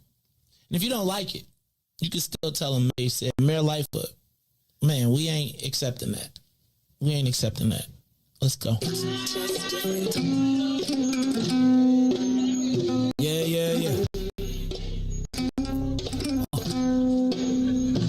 Let's get down to business and go ahead and address the facts, man. Lightfoot seems more lesbian than black. Rahm Emanuel's another case. He was just as tired. 50 closed schools left much to be desired. Police had Anjanette naked on that body cam. They suppressed the footage so it couldn't touch a lot of hands. Reminds me of that 16 shots in that cover-up. Both of them similar, so I went and dug it up. George Floyd killed, a lot of riots happened in the town. Southside burned and they wouldn't let them bridges down. Grandmother sick, need a prescription and plus a couple groceries. You gon' have to travel just to get it now. COVID-19 out shutting all the business down. Not enough SBA loans to even give around. So many failed businesses that you can put them in the pile. If you don't survive the pandemic, it's gonna sit you down. We sing, dance, play ball, entertain, and crack jokes. Government infested black neighborhoods with crack smoke. System milk is so bad, we got lactose. Still trying to find out what's in it for us black folks. We sing, dance, play ball, entertain, and crack jokes. Government infested black neighborhoods with crack smoke. System the milk is so bad, we got lactose. Still trying to find out what's in it for us black folks. Shout out to Willie Wilson, hope one day you get to Senate. We need some different players in the game to handle business. Too many shady characters like Madigan and Blago. But when you really break it down, it's typical Chicago. City full of gangsters, it's what the land was built on. Same streets with hood legends, DNA gets spilled on. Carjackers out here lurking, trying to get they steal on. Looking for a block to put them Hellcat wheels on. Let us give bogus appraisals a red line. Car crackers out here getting minimal fair time. And up the seal carry, I stay with the